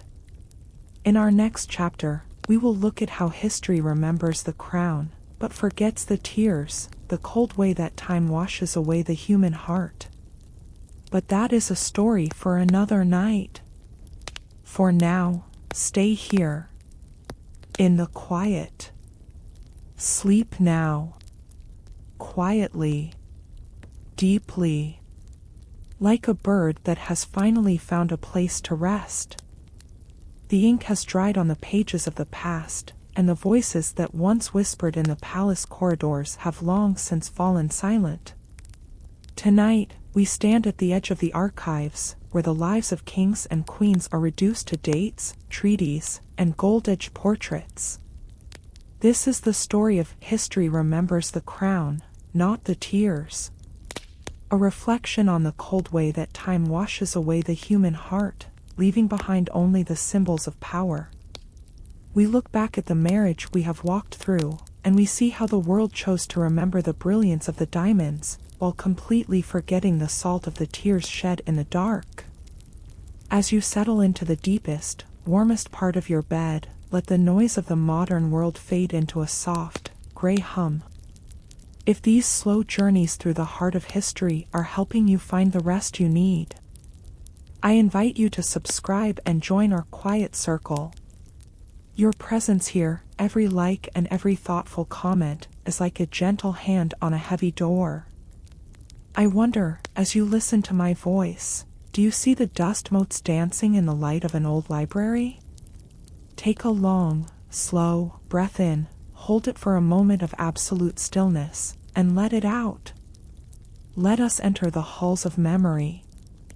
Imagine a massive library, its shelves reaching so high they disappear into the shadows of the ceiling.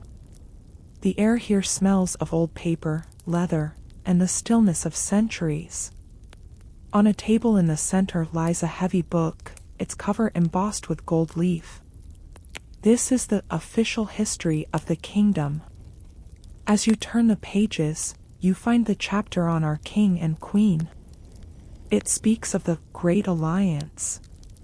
It lists the flourishing trade. It describes the magnificent ceremonies. But as you read the words, you realize something is missing. There is no mention of the separate chambers. There is no record of the letters written with formal words and cold hearts. The book does not count the nights the queen spent by the window, or the hours the king spent hiding in his maps. History has a way of smoothing out the rough edges of human suffering. It prefers the straight lines of a dynasty to the jagged lines of a broken spirit. The crown is remembered, but the tears are wiped away by the turning of a page. Think about the portraits we see in museums today. The queen looks out at us with a face that is calm, regal, and unreadable. The painter was paid to capture her jewels, not her loneliness. The king looks powerful, steady, and resolute. The artist was instructed to show a leader, not a man running away from his own home. We look at these faces and we think we know them. But we only know the masks they were forced to wear. The real people, the ones who sighed in the dark, have been replaced by oil and canvas. Can you hear the sound of a heavy book being closed? Thud. It is a final, hollow sound. That is the sound of history sealing its secrets. The private letters we talked about, many were burned. The whispers in the court, they died with the people who spoke them. All that remains are the stone monuments and the names on the coins. The kingdom was saved, the borders were secure, and for history, that is enough. The cost of that security, the human cost, is treated like a footnote that no one bothers to read. Think about the tourists who walk through the palace today. They admire the golden beds and the crystal chandeliers. They say, "How wonderful it must have been to live here." They don't feel the coldness of the silence that once filled these rooms. They don't hear the echoes of the footsteps that never met. The palace has become a museum, and a museum is a place where history is cleaned and polished until it no longer hurts. Can you feel the irony of it all? To live a life of such immense public importance, only to have your truest self completely erased by time. The king and queen sacrificed everything for the crown, and in the end, the crown is the only thing that history thinks is worth keeping. Their sadness was the price of their legacy, but the legacy has forgotten the price. As you listen to the steady, rhythmic pulse of my voice, imagine the heavy books in the library beginning to fade. The gold leaf on the covers is turning into light, golden dust, floating away on a gentle breeze. The stone monuments are softening, becoming as light as clouds in the night sky. You are moving away from the records, away from the judgments of time, toward the simple, wordless truth of your own rest. Breathe in the quiet of your own sanctuary. You don't have to worry about how you will be remembered tonight. You don't have to build a monument or sign a treaty. Your heart is allowed to be exactly what it is, without the need for a mask. Feel the blankets wrapping around you like a soft, warm, protective shield. The coldness of history is dissolving into the warmth of the dark. The palace library is dark now. The librarian has snuffed out the last candle and locked the door. The stories are all tucked away on their shelves, silent and still. The world is a vast, calm ocean, and you are drifting on a steady current. The tears have dried. The crowns have faded. The night is holding you safe in its vast, kind embrace. The king is no longer a king. The queen is no longer a queen. In the dark, they are just two souls who finally found the silence they were looking for. In the dark, there is no history, only the slow, deep breathing of the world. Feel your body becoming heavier, sinking, falling into the deep, dark velvet of the night. The stories of the past are just whispers in the wind now. They are becoming part of the starlight. In our final chapter, we will look at the marriage that changed a dynasty forever, and the lasting reflection of what it means to be bound by history. But that is a story for the very edge of your dreams. For now, stay here. In the quiet. Sleep now. Quietly. Deeply. Like a secret that has finally been surrendered to the stars. We have reached the end of our journey through the flickering shadows of the palace.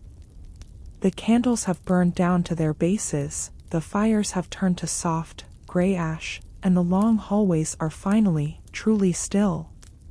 Tonight, we look back one last time at the union that defined an era. This is the story of the marriage that changed a dynasty forever.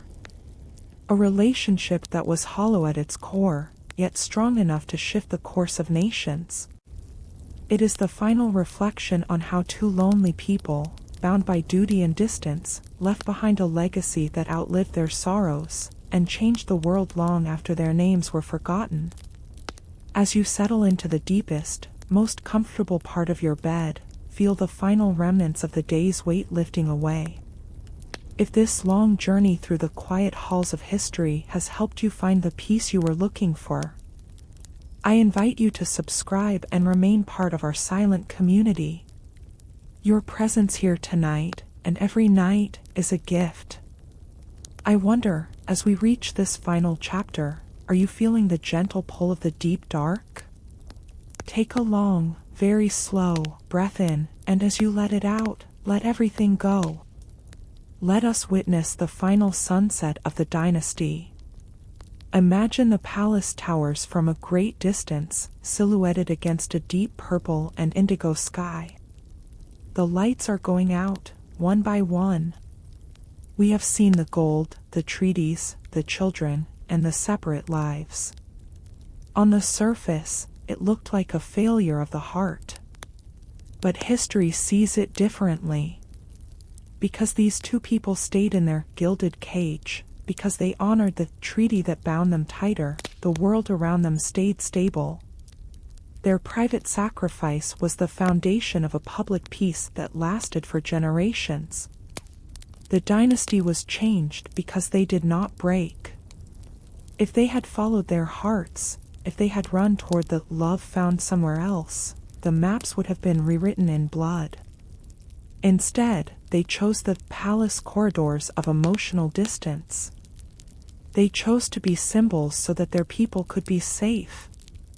Their marriage was a slow collapse, yes, but it was also a shield. The legacy they left was not one of love, but of endurance.